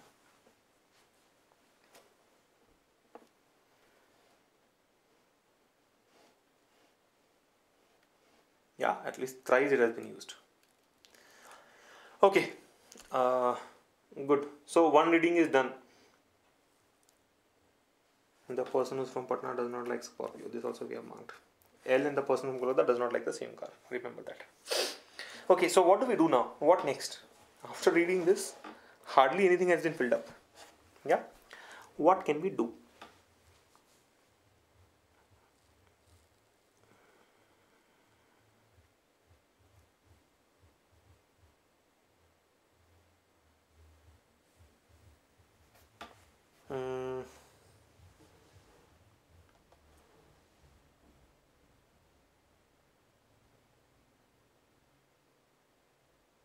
See, try and understand, guys. If you observe, there are only two persons who can be from Patna. I am trying to identify who is from Patna. See, K is from Kolkata, so K is done, right? L is not from Patna. M is not from Patna. N is not from Patna. O is not from Patna. So these four persons cannot be from Patna. R is from Bangalore, so R is also done.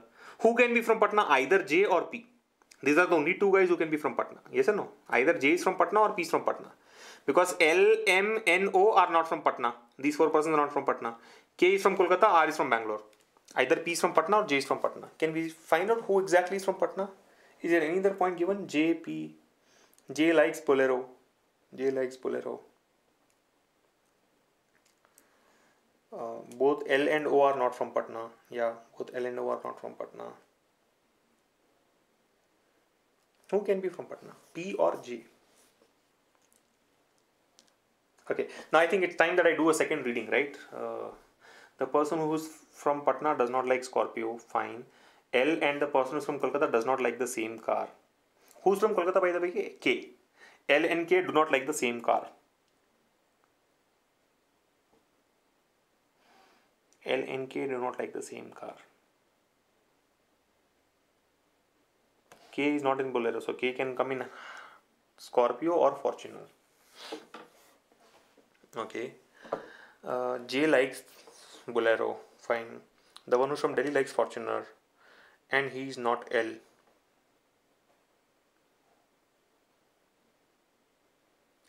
The one who's from Delhi likes Fortuner, he is not L. Alright.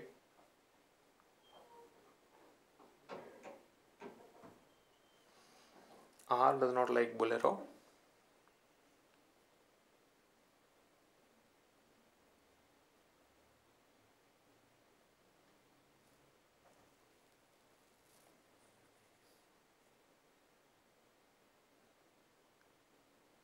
Just a second. R, look at this statement. R does not like Bolero, but he likes the car same as the one who's from Lucknow.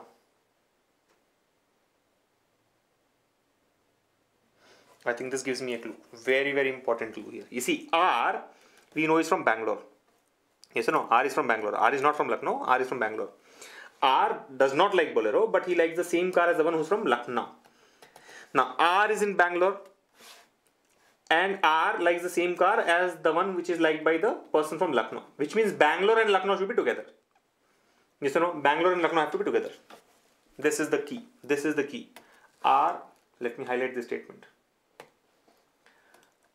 I am highlighting this statement because this is the important one in my view. This has given me a very, very important clue.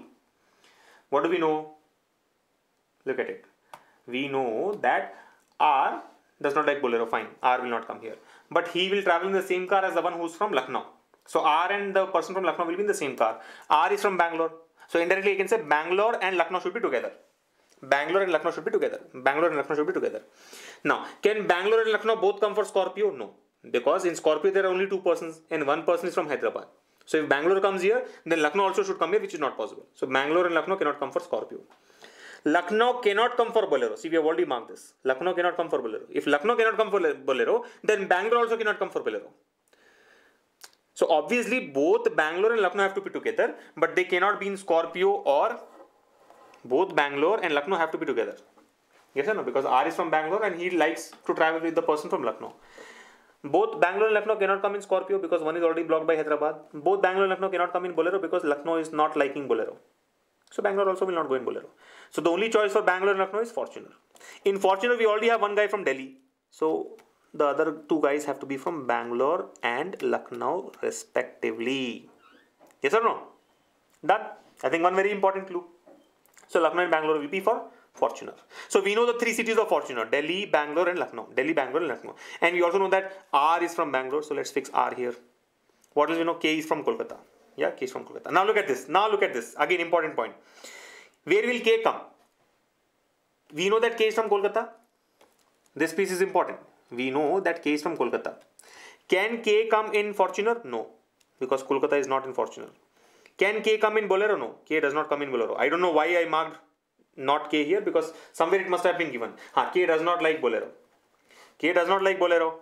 K does not like Bolero. K cannot come in Fortuner because K is from Kolkata. So the only choice K has is to go in Scorpio. And can K be from Hyderabad? No. K is from Kolkata. So if K is in Scorpio, then K is the second person who is from Kolkata. In the car Scorpio. You getting it? Sorry.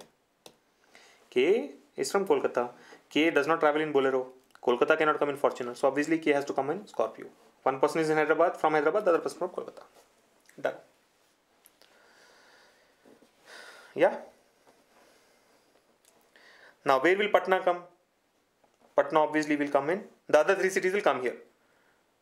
Which are the other three cities? I think we have closed Hyderabad, we have closed Kolkata, we have closed Delhi, Bangalore, Lucknow. We've closed Delhi, Bangalore, Lucknow. Which are the other three cities? Patna, Mumbai and Chennai. Patna, Mumbai and Chennai.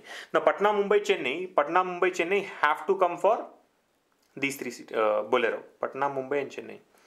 But does J belong to Patna or Mumbai or Chennai is not known to us. So I'll do one thing. What I'll do is, let us not worry about who belongs to which city in case of Bolero. Let's mark the three cities. Only write down the three cities. We will do the marking later. Which are the three cities? Patna, Mumbai and Chennai. Remember Patna is not for, need not be for J. It can be for other persons also. So I'm not putting a dash there, right? J is in Bolero. Then the Patna guy, Mumbai guy and Chennai guy are also from Bolero. So J either belongs to Patna or Mumbai or Chennai. Okay. Okay.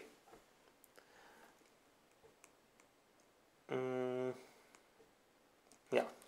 So Patna does not come here is fixed. R does not come here is fixed. K does not come here is fixed. Lucknow does not come here is fixed. Yeah. Now find out. I think we should somehow identify who's from Patna.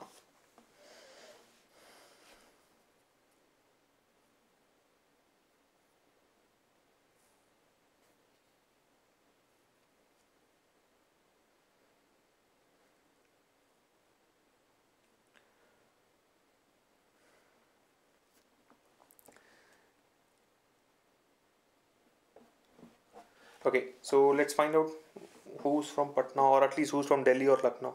Is there any information given there?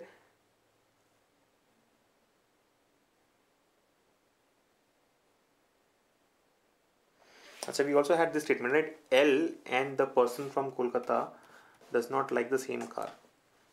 Yeah, so since Kolkata is Scorpio, L does not come here. You're able to follow. Look at this. I think, yeah, another clue I've got. L and the person from Kolkata does not like the same car. Which means since, the person from Kolkata is nothing but K.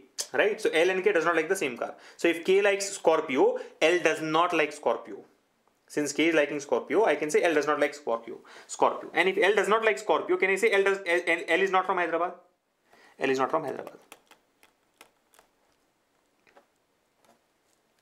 Sorry. Yes or no? I hope you are able to understand this. See, all these are negative statements, so understanding them is very, very important, right? L and the person from Kolkata does not like the same car. The person from Kolkata is K. Since K is in Scorpio, L cannot be in Scorpio. If L is not from Scorpio, I can say L is not from Hyderabad. So L is not from Hyderabad. So now if you observe, L is not from Kolkata, Delhi, Patna or Hyderabad. What am I trying to do?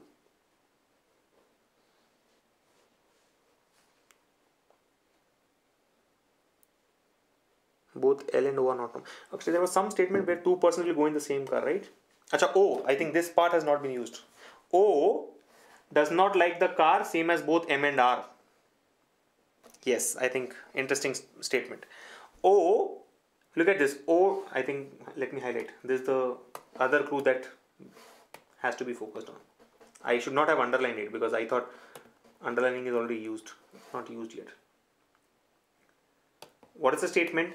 O does not like the same car as both M and R, which means O will not travel with M and R. O will not travel with M and R. O will not travel with M and R. So since R is in Fortuner, O will not be in Fortuner. Yes or no? O will not be in Fortuner. O will not be in Fortuner.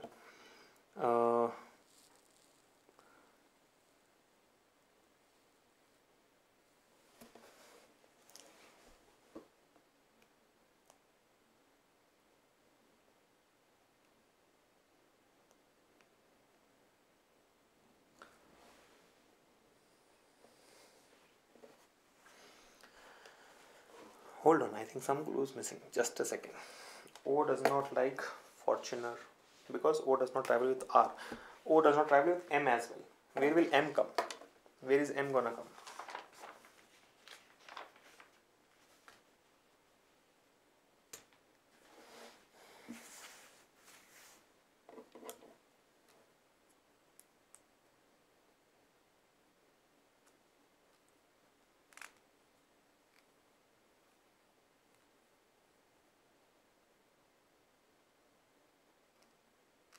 Oh, I think we are done, right? We know that since J is in Bolero, J does not like Hyderabad.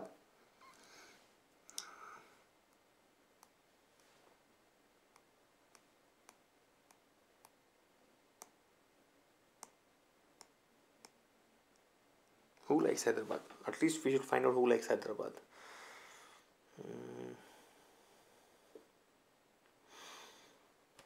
Is it P or J? Or somebody else? Who likes Patna?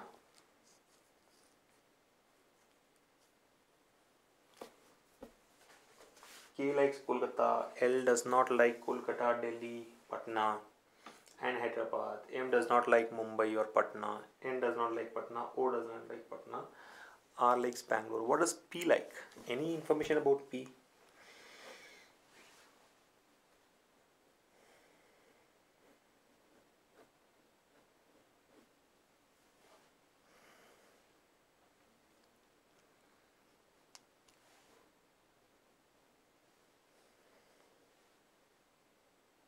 O does not like the car, same as both M and R.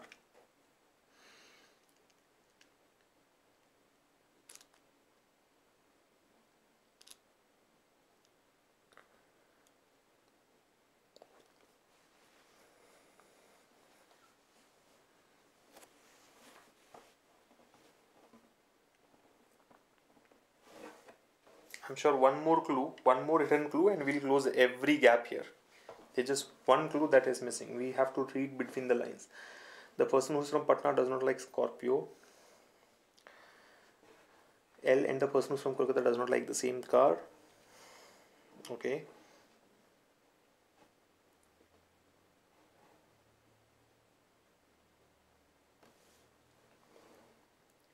L does not like Kolkata, Delhi, Patna, Hyderabad. L cannot have Bangalore. So 5 cities are ruled out. What can L have? L can have Chennai. L can have Mumbai or Lucknow. Chennai, Mumbai or Lucknow.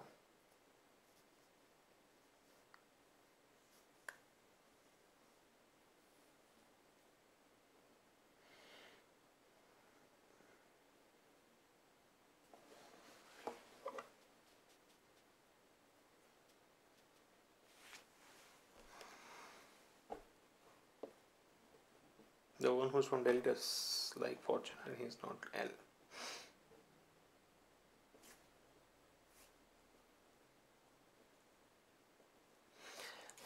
N likes the car same as the one who's from Patna. Oh, why did I not use this statement? I'm so sorry. I think this underlining has confused me, right? I mean, I should not have underlined it. Underlining for me is like, okay, I've noted it, but I think we did not use this statement, right? N likes the car same as the one who's from Patna. This is known to us, right? We know that N and the guy from Patna will go in the same car, right? N likes the car same as the one who's from Patna. So N also will belong to Bolero. Because Patna is in Bolero, N also will belong to Bolero, right? N is not from Patna, but N will be in Bolero. Yeah? Okay, done. So maybe one more point now. N. Yeah, N likes the same car as the one who's from Patna. So N will be in Bolero. Will that give us any more clue?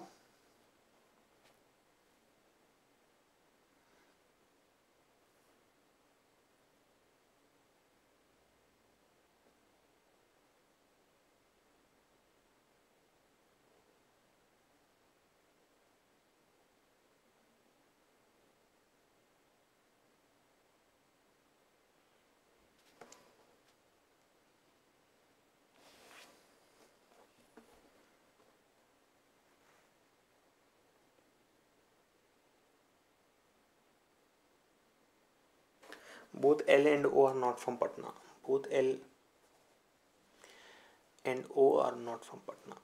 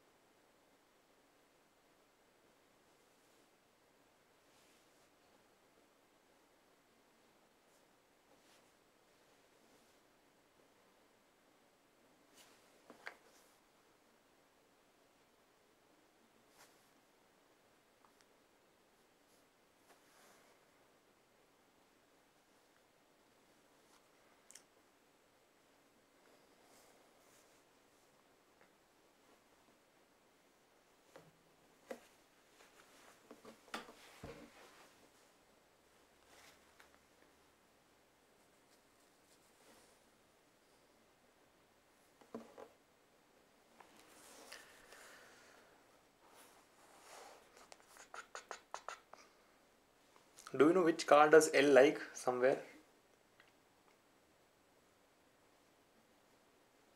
L does not like Scorpio.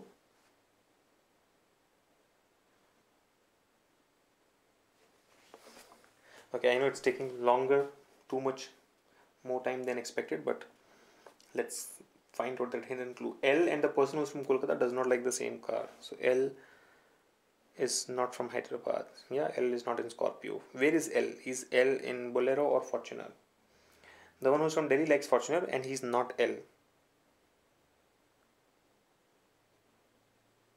He's not L. So L can be Lucknow or L can be here. R does not like Bolero but likes the same car as the one who's from Lucknow. The person who's from Hyderabad likes Scorpio. Both L and O are not from Patna.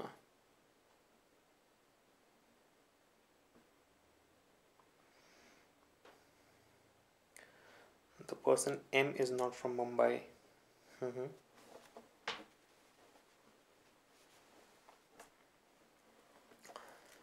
K is from Kolkata, does not like the car Bolero.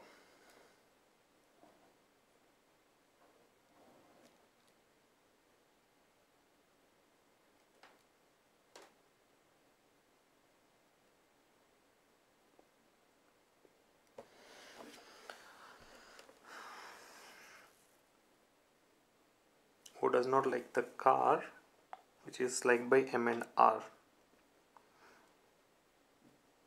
So now O can come either here or here. If O comes here, M has to come here. If M comes here, O has to come here.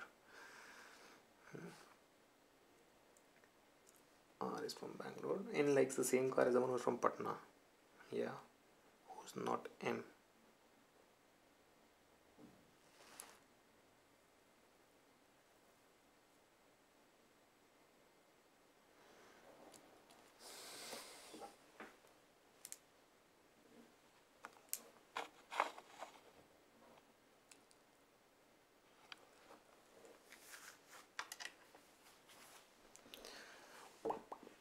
What is that we are missing here? I think Patna, since it was used too many times, I thought that will be helpful, but I am not able to figure out who's from Patna. L is not from Patna. M is not from Patna. N is not from Patna. O is not from Patna. R is anyway Bangalore. K is Kolkata. Patna should be J or P. Patna should be J or P. Let's say if Patna is J. Let's say if Patna is P, so P has to come here. If P comes here,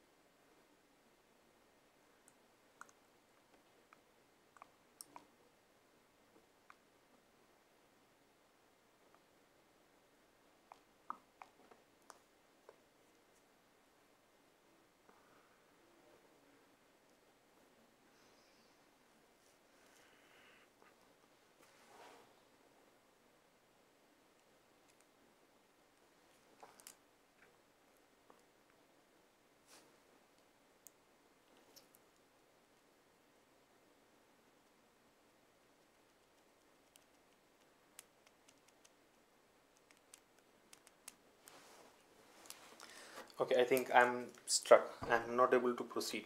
Either I have to restart this, start afresh to find out, then maybe I'll be able to do, or I have to do one more reading, which I've already done multiple times. The person who's from Patna does not like Scorpio. L, and the person who's from Kolkata does not like the same car.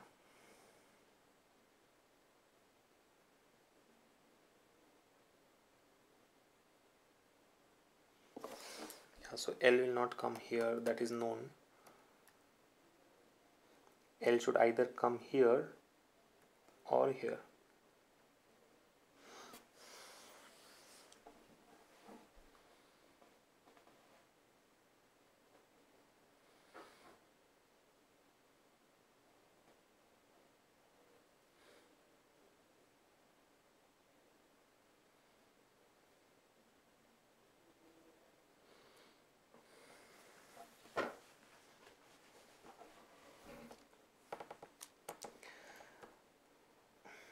J likes Bolero, that's done.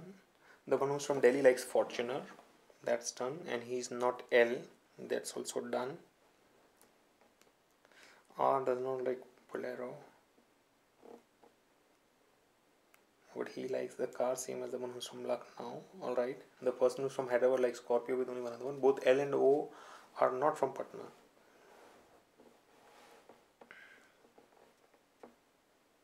Both L and O are not from Patna. Alright.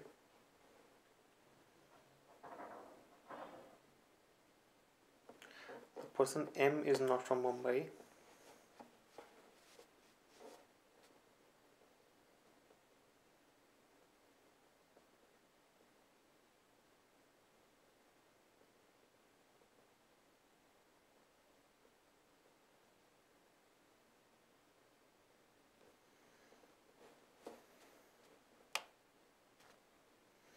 Okay, he's from Kolkata, does not like the car Bolero.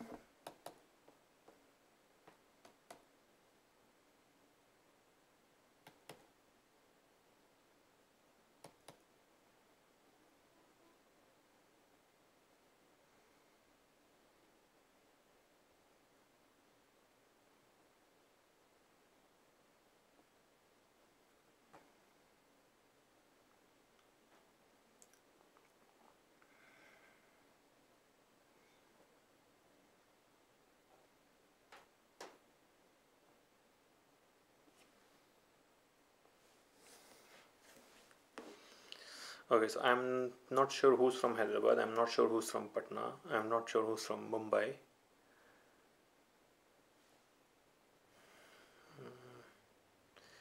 P can be Patna or J can be Patna. That is for sure. Either P or J are from Patna.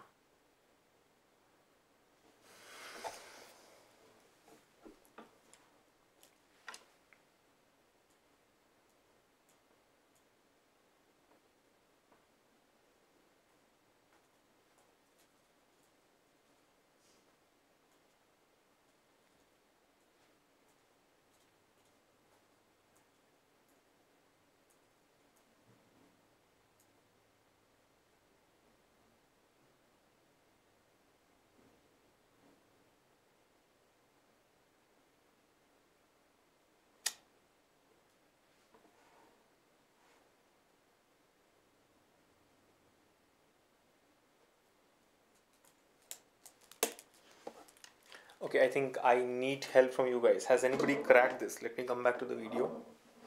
Help me understand. Has somebody cracked it? See, I can think of a solution. I can randomly allot and I'm getting it fine without violating any of the condition, but I don't have a reason why I'm putting it there.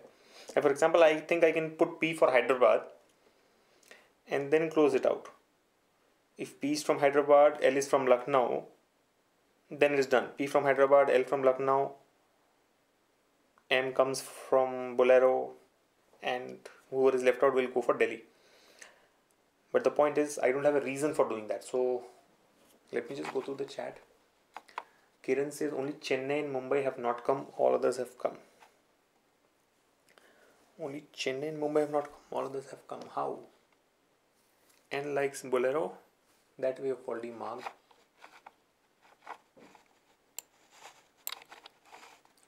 Okay.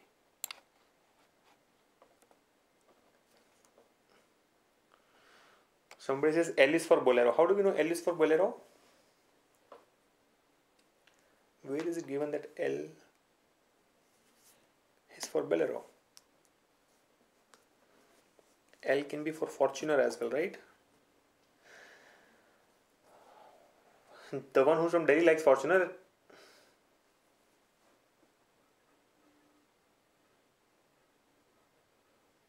And he is not L. The one who's from Delhi likes Fortuner and he is not L. Does not mean that L does not like Fortuner. Understand, guys, be very, very careful. I think some of you must have taken this. The one who's from Delhi likes Fortuner and he is not L. So maybe you are taking that L is not from Fortuner. But that's not the point. The point is the one who's from Delhi likes Fortuner and he is not L. That means he is not L, means L is not from Delhi. But L can still be in Fortuner, right? There can be multiple people in Fortuner.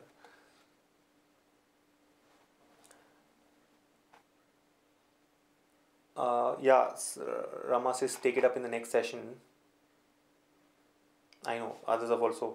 Most of you must be frustrated by now. But I want to crack it. I don't know why is it getting stuck. O is from Hyderabad. How do we know O is from Hyderabad? See, don't give me that O is from Hyderabad, L is from Delhi, or L is in Bolero, L does not have Fortuner. Give me a reason behind that. Tell me which statement makes you kind of fix that O is from Bolero. I mean O is from Hyderabad. How do you know O is from Hyderabad?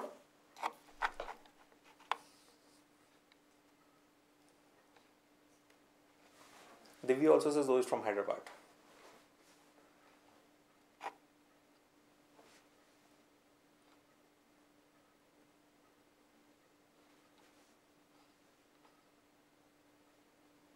Rajshekar says L is for Bolero. How is L for Bolero?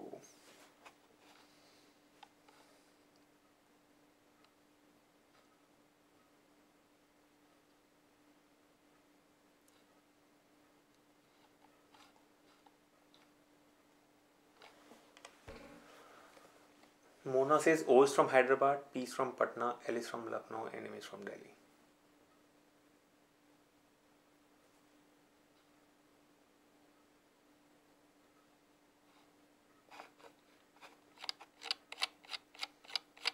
Let me see, somebody has posted a reason.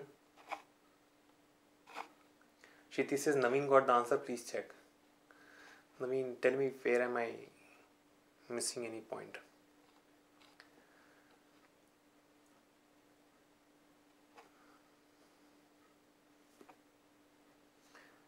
Lakshman says L is either from Lucknow or Chennai because L in Kolkata does not like the same car.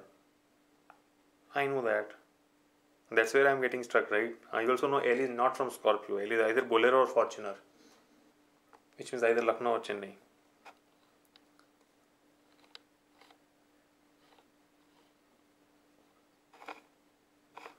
Somebody says please check Anubha's point. Anubha's point. O doesn't like M and R. Okay. Have to decide whether M and R in the same car or not. If they are different, then we will get the answer. But how do we decide? That is the point. O does not like the car, same as both M and R. Yeah. But whether M and R are in the same car or not is the question. If they are in the same car, then M will be in Fortuner. If they are in different car, then M can either be in Scorpio or Bolero.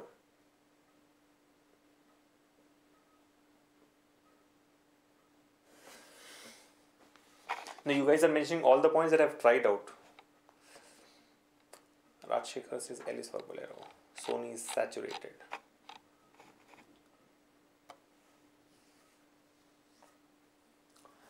All that is given in the data is O is not traveling with M and R, but that does not mean that both M and R are in the same car, right? O does not like the car same as both M and R. O does not like the car same as both M and R. Who's from Bangalore? R is from Bangalore. O does not like the car same as both M and R. So it could be that M, R, O, all three are in different cars, which is possible here because in each car one person is left out. See, again, like I said, I can assume 1 or 2 points and then close it. But assumption is not what is allowed in the exam, right? So we'll do one thing, I think. Let me just try it offline. I'll definitely take it up in our next session, either the next doubts clarification session or the next session that we do on reasoning. Let's move on to the next question very quickly, right? Yeah, I'm sorry about this. Not able to crack it immediately, and I don't think we should waste our time anymore. I've already wasted a lot of time trying to do it here, but the solution is simple. I think the biggest learning is skip such questions in the exam, right? The best way to solve this question in the exam would be to skip and go to the next one. Yeah, but then we will get back to this. Don't worry, we will discuss this in the next session. Let me just figure out what is that hidden point which I'm missing out. Yeah, I actually want to try it now, but I think that's not the best use of your time. Yeah, N will be Bolero, so Patna will be P, somebody says. N will be Bolero. N will be Bolero. Yeah, that's already done. So Patna will be P. Patna will be P. How do we know P and Patna together?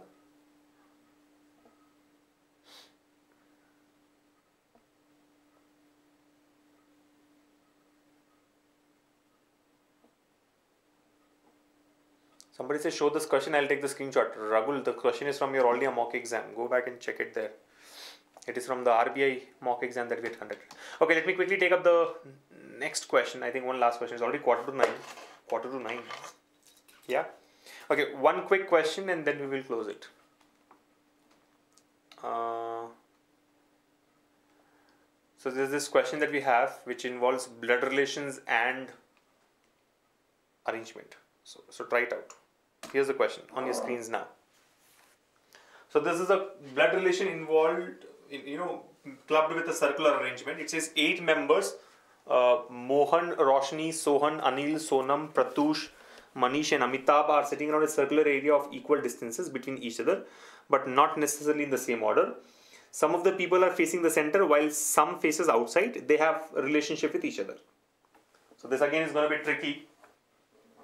Let's see if you're able to crack this. I'll leave you all with this for some time. Try it out and then we will take it up. Your clock starts now.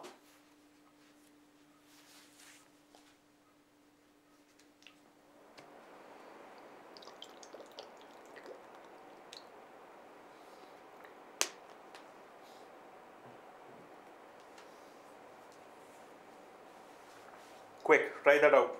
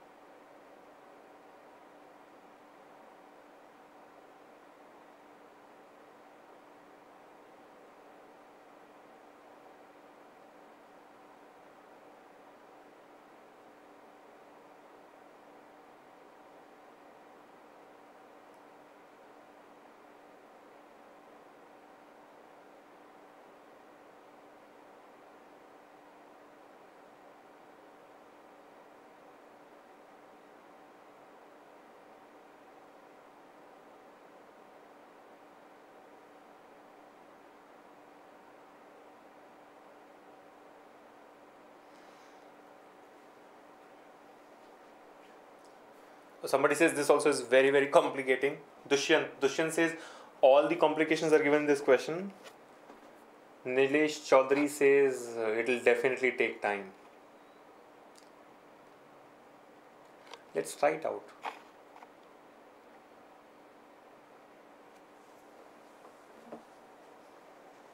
Quick.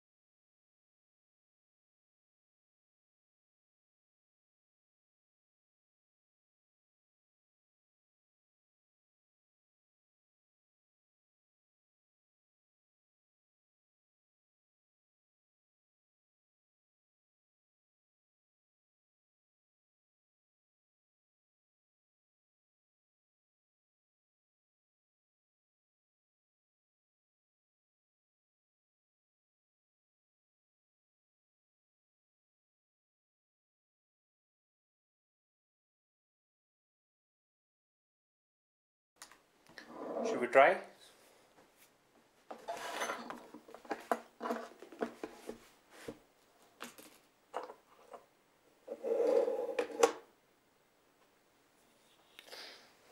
Alright, quickly give me an update so that we can start solving this now.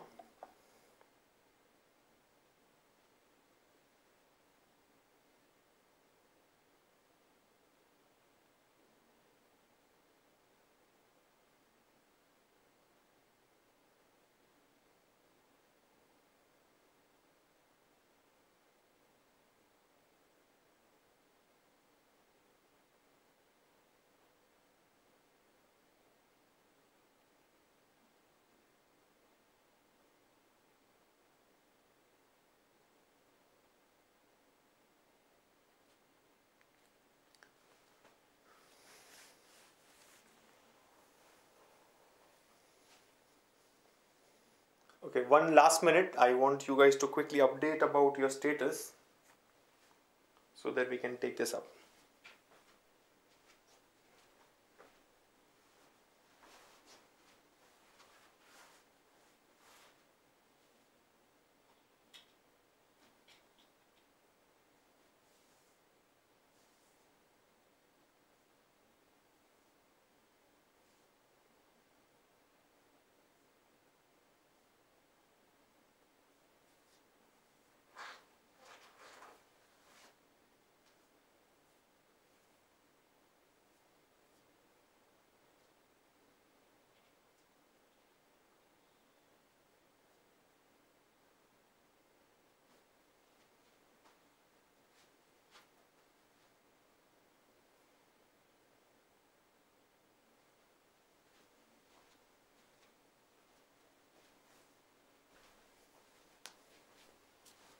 Guys, can you hear me?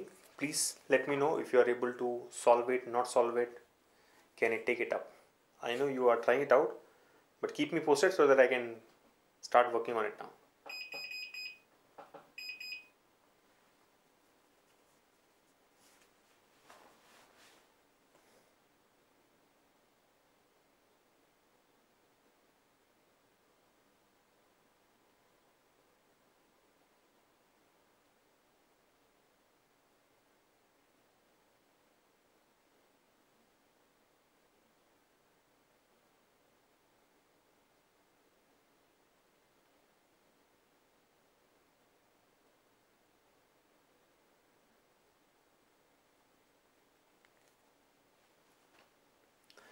All right, let's start solving this now. Here we go.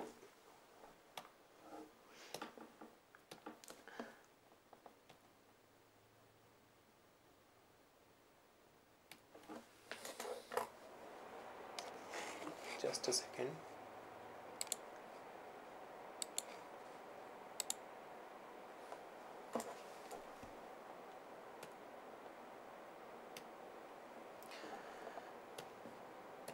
Alright, here's the next one. See what it says. Study the following information carefully and answers the questions given below.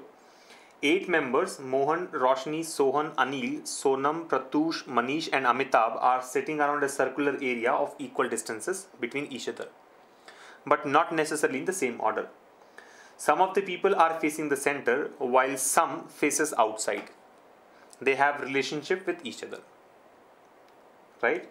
So look at the complexity. There are 8 members. Names have been given to us. Mohan, Roshni, Sohan, Anil, Sonam, Pratush, Manish and Amitabh who are sitting around a circular table. Not necessarily in the same order. Some of the people are facing center while others are facing outside. So that's one complexity. The biggest complexity is that they have relationship with each other.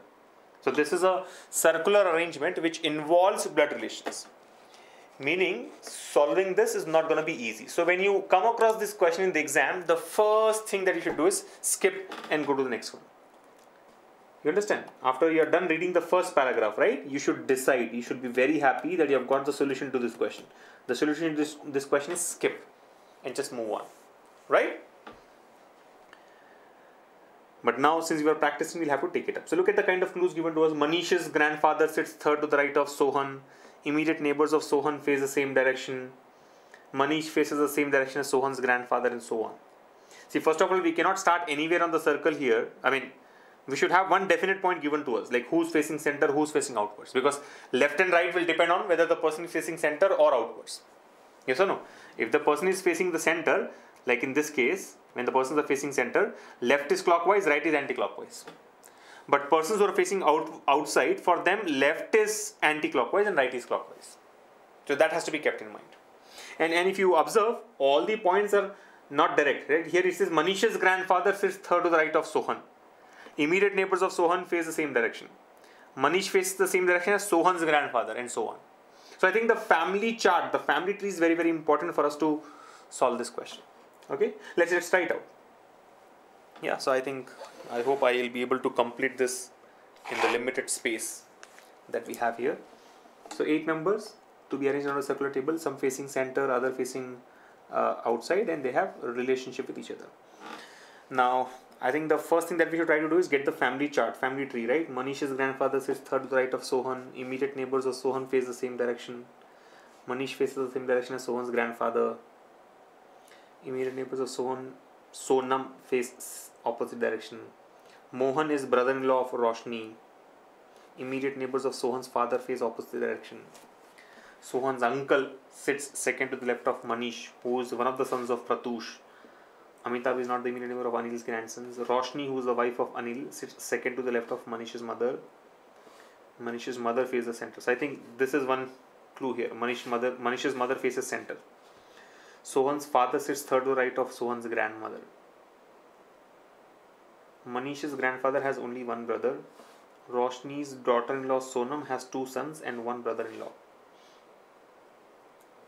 Amitabh is the son of Anil. Roshni is the wife of Manish's grandfather. Sohan's mother sits second to the left of Sohan. So try to do the family tree now. See, there are 8 members, right? So 3 generations. We can assume there are 3 generations. And definitely there are 3 generations, because here we are talking about grandsons, grandfather, and so on, right? You talked about grandfather, grandson. I think somewhere we have talked about grandmother also. So there are 3 generations. Now if you see, it says Roshni's daughter-in-law Sonam. Roshni's daughter-in-law Sonam. Let's start with this point. Roshni's daughter-in-law Sonam. I think somewhere it was also given that Roshni is the wife of someone, right? You see, Roshni is the wife of Manish's grandfather. Okay, that we don't know who that person is. Roshni is the wife of Manish's grandfather.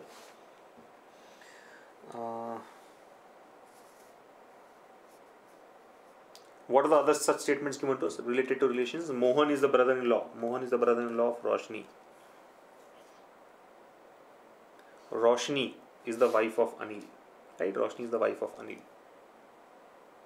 So I think let's start with this. Roshni is the wife of Anil. Roshni is the wife of Anil. Roshni's daughter-in-law is Sonam.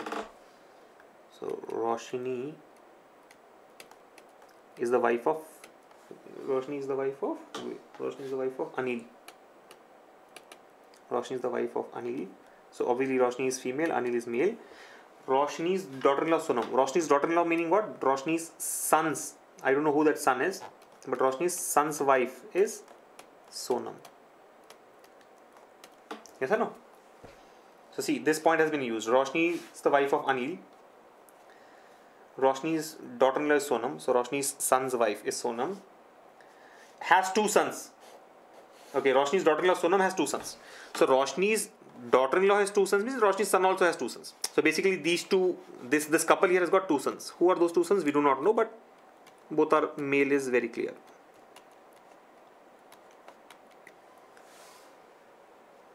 Roshni's daughter-in-law Sonam has 2 sons and 1 brother-in-law. Understand this point. Very, very important. Roshni's daughter-in-law is Sonam.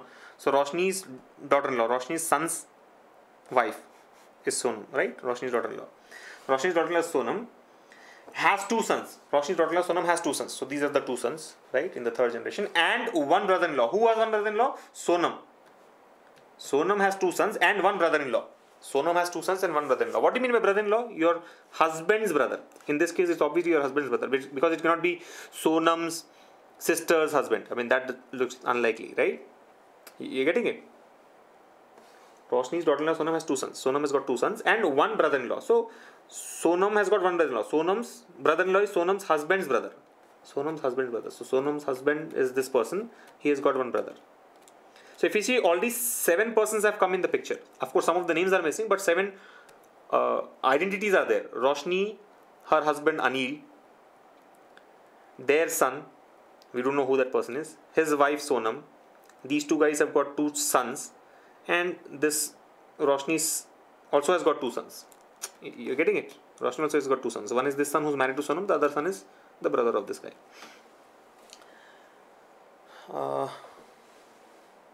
What else? What are the other clues given to us? Roshni is the wife of Manish's grandfather. Okay, now look at this. This point is also important. Roshni is the wife of Manish's grandfather. See, Roshni is the wife of Manish's grandfather. Roshni is wife of whom? Anil. Meaning, I can say Manish's grandfather is Anil. Yes or no? Manish's grandfather is Anil. So Roshni is the wife of Anil. Yes or no? Roshni is the wife of Anil. Roshni is the wife of Manish. Manish's grandfather is Anil. So Anil's grandson is Manish. Who can be Anil's grandson? Anil's son's son. Anil's son's son. So I can say out of these 2, one is Manish. Yes or no? It goes properly with this. You see, Roshni is the wife of Manish's grandfather. Manish's grandfather. Manish's grandfather is Anil. His wife is Roshni. Yeah. It says Amitabh is the son of Anil. Okay, Amitabh is the son of Anil. Understand? Amitabh is the son of Anil. Now, is Amitabh this son or that son? We do not know. Anil has got 2 sons. Anil has got 2 sons. Who's Amitabh? We do not know. It can be Sonam's husband or it can be Sonam's brother-in-law. Yeah.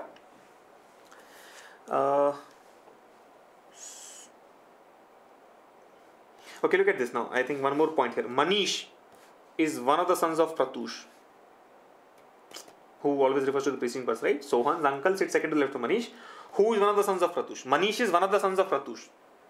Manish is one of the sons of Pratush. Manish is the son, one of the sons, yeah, of Pratush. So obviously Pratush is Manish's father. Manish is one of the sons of Pratush. Yes or no? Manish is one of the sons of Pratush. Manish is one of the sons of Pratush. Now, again, if you go back to the previous point, Amitabh is the son of Anil. Now, Amitabh will be which son? Amitabh cannot be this son, because this son is already Pratush, who's married to Sonam. Amitabh is the son of Anil. Amitabh comes here. Yes, sir, Amitabh comes here. So, I think we've got 1, 2, 3, 4, 5, 6, 7 persons. One more person is left out, right? One more person is left out, which has to be fixed. Now, we are talking about Sohan here, right? Sohan's grandfather. If you see, Manish faces the same direction as Sohan's grandfather. Sohan's grandfather. Now, grandfather is only one here, Anil. Sohan's grandfather. Manish's grandfather is Anil. Sohan's grandfather is also Anil. So, I think this should be Sohan. Yes or no? Sohan's grandfather. We're talking about Sohan's grandfather. So, Anil is the grandfather, of course. Sohan has to be the grandson. So, one grandson is Manish, the other grandson is Sohan. So, I think we've got 1, 2, 3, 4, 5, 6, 7 persons. 8 persons is who's that 8 person? Roshni is done. Sohan is done. Anil is done. Sonam is done. Pratush is done. Manish is done. Amitabh is done. Mohan. Mohan is the only person left out. Is there any statement given about Mohan? Mohan is the brother-in-law of Roshni. Look at this. Mohan is the brother-in-law of Roshni. Yes or no? Mohan is the brother-in-law of Roshni. So Roshni, Roshni's husband, her husband's brother is Mohan. Yes or no? This is a married couple. Roshni is a married couple. And her brother-in-law is Mohan.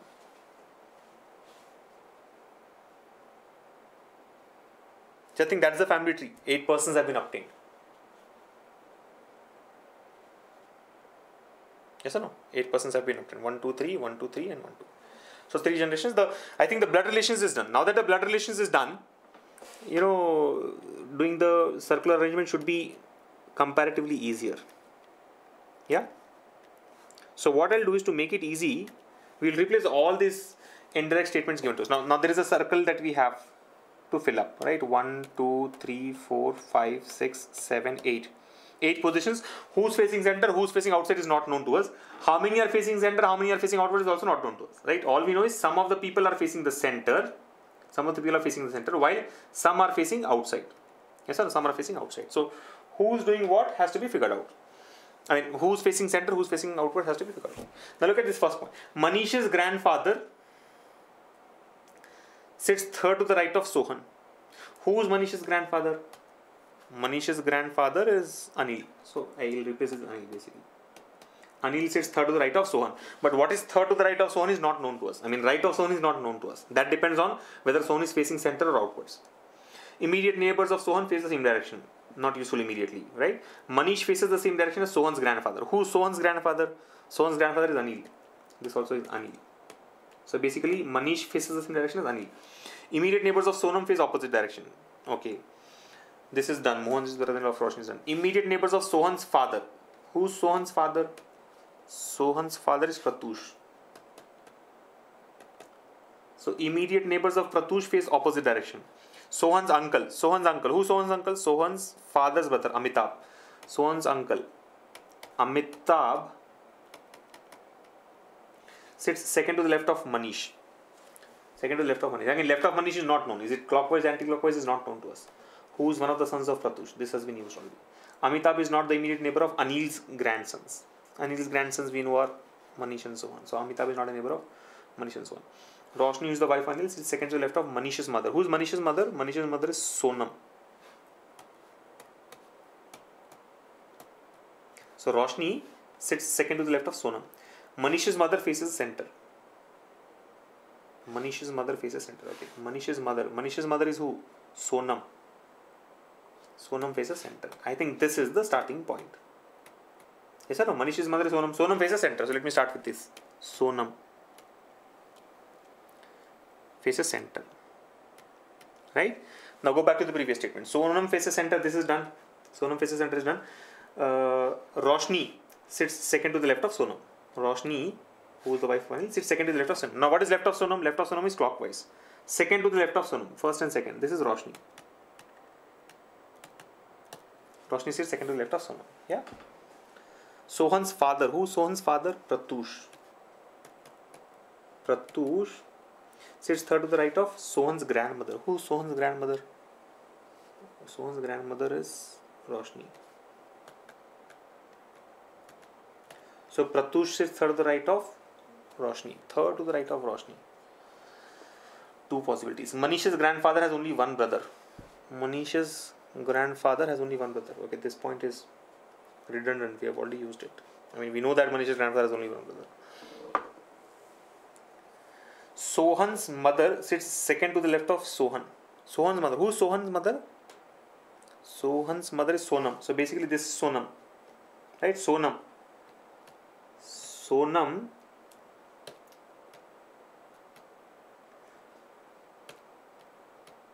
Sonam sits second to the left of Sohan. See, Sonam sits second to the left of Sohan. Yeah? So, which means Sohan is two places away from Sonam. So, 1, 2, either this side or that side. Now, since this side is Roshni, I think I can fix Sohan here. Are you able to follow? Sonam sits second to the left of Sohan. So, Sohan should either come second on this side or that side. Now, this side is already Roshni, so Sohan has gone there. Now, fix Sohan's direction. See, Sonam is second to the left of Sohan. Left of Sohan is clockwise. When can left of Sohan be clockwise? Only when Sohan is facing center. Yes or no? So, Sohan also is facing center. Sonam is second to the left of Sohan. Sonam is second to the left. First and second. We are going clockwise to reach left. Meaning the person is facing center. Sohan is facing center. Yeah?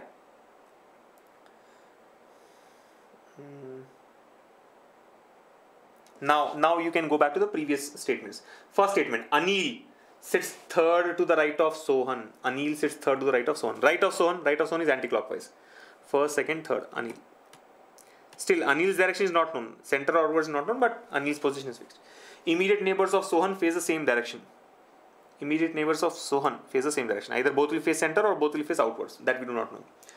Manish faces the same direction as Anil. Anil's direction is not known, so Manish's direction is not known. Immediate neighbors of Sonam face opposite direction. Immediate neighbors of Sonam will face opposite direction. Okay, so center or outwards, center or outwards. Immediate neighbors of Pratush face opposite direction. Okay. Amitabh sits second to the left of Manish. Amitabh sits second to the left of Manish. I think we cannot do anything here. Amitabh is not an immediate neighbor. Amitabh is not an immediate neighbor of Anil's grandson. Who are Anil's grandsons? See, Anil's grandsons are Sohan and Manish. Sohan and Manish. Now read this statement. It says, Amitabh is not an immediate neighbor of Sohan or Manish. So Amitabh cannot come in these two places. Since Amitabh is not a neighbor of Sohan or Manish, Amitabh cannot come in these two places. Yes or no?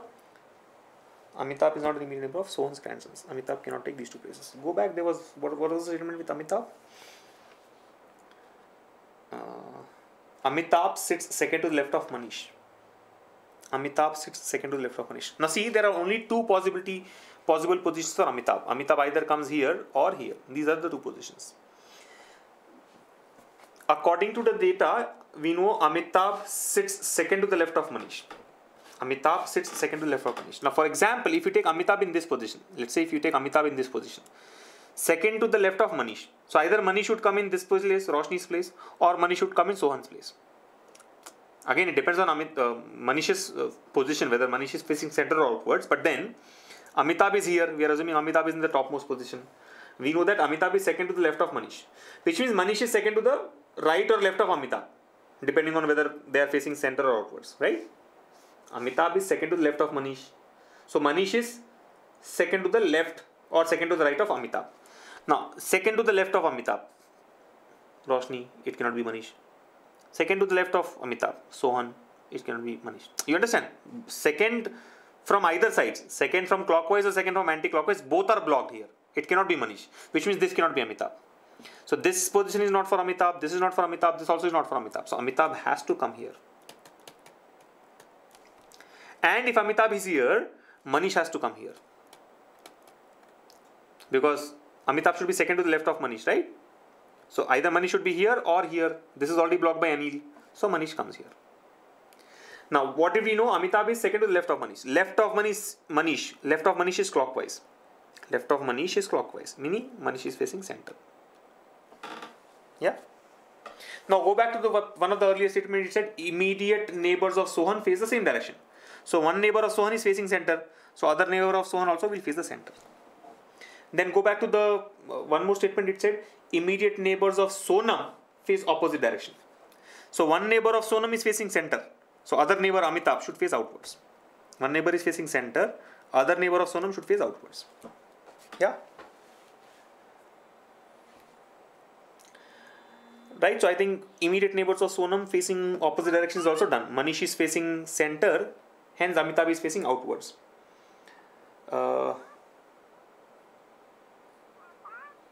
Now what do we know? Sonam sits second to the left of Sohan. I think this is done, right? Sonam sits second to the left of Sohan is already done.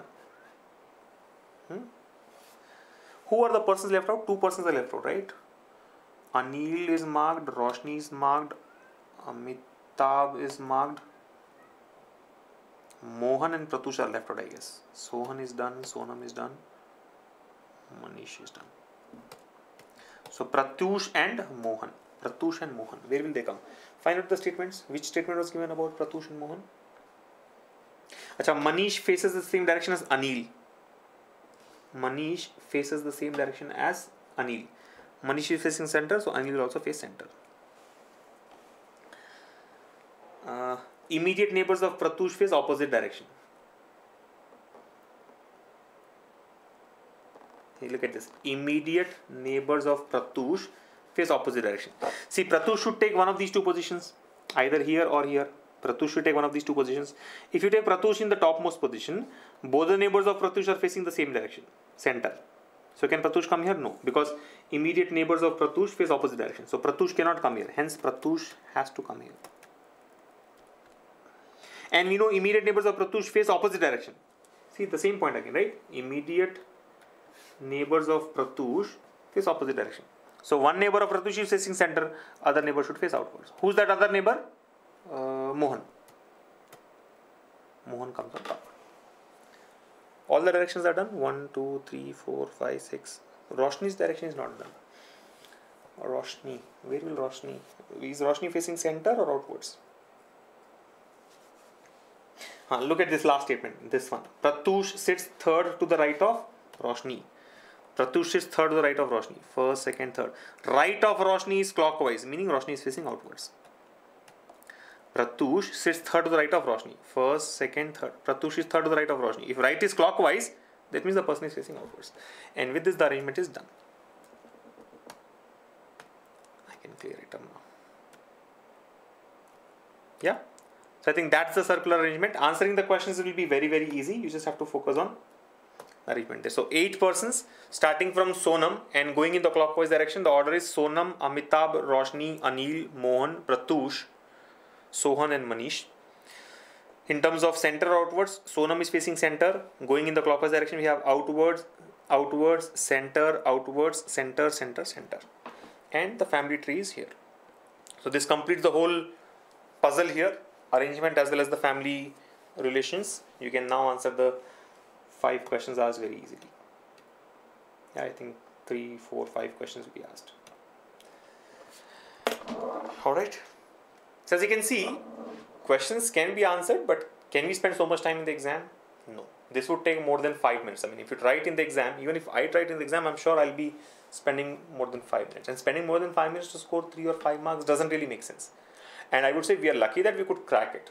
If it is a little more complex, if some clues twisted some more, we may not be able to close the gaps.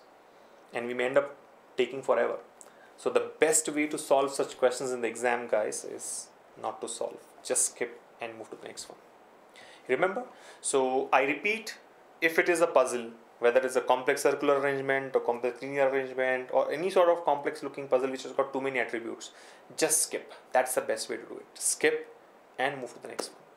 Yeah, solve the easier questions first, whether it is your RBI Grade B exam or SBI PO mains exam or SBI Clerks mains exam. First solve the easier ones, independent questions where there is a definite method. And then when the time is left out, in the remaining time, try to pick up 1 or 2 puzzles which you think can be done and give it a sincere try. Sincere try, I mean, read between the lines. What is directly given, everybody can understand. What is hidden in those lines is what we need to find out. And you can solve it. Okay? So practice, I think practice is the key. The more you practice, the easier it gets, right? As simple as that. And something which is still pinching me is the previous question, which I couldn't crack it. I so want to try it right away. But then I think we'll all break now. It's been a long session. I'm so sorry for keeping you guys waiting for such a long time. I think it's been 3 hours and 20 minutes since we began this session. So apologies for that long one. But I think we've done enough questions today. Some of them were really complex. The one that we have not been able to crack, don't worry. I will take it up in the next session. Right? I'll find out where we are missing the clue and get back to you. Okay? In the meanwhile, you can try it yourself, right? So just give it a try one more time. Maybe you get the solution yourself. Thank you so much for joining us. Please have your dinner now and practice. Practice till you reduce your imperfections. So on that note, let me close it here. Thank you once again for joining us. Keep practicing and take very good care of yourselves. I'll see you all in the next session. Bye.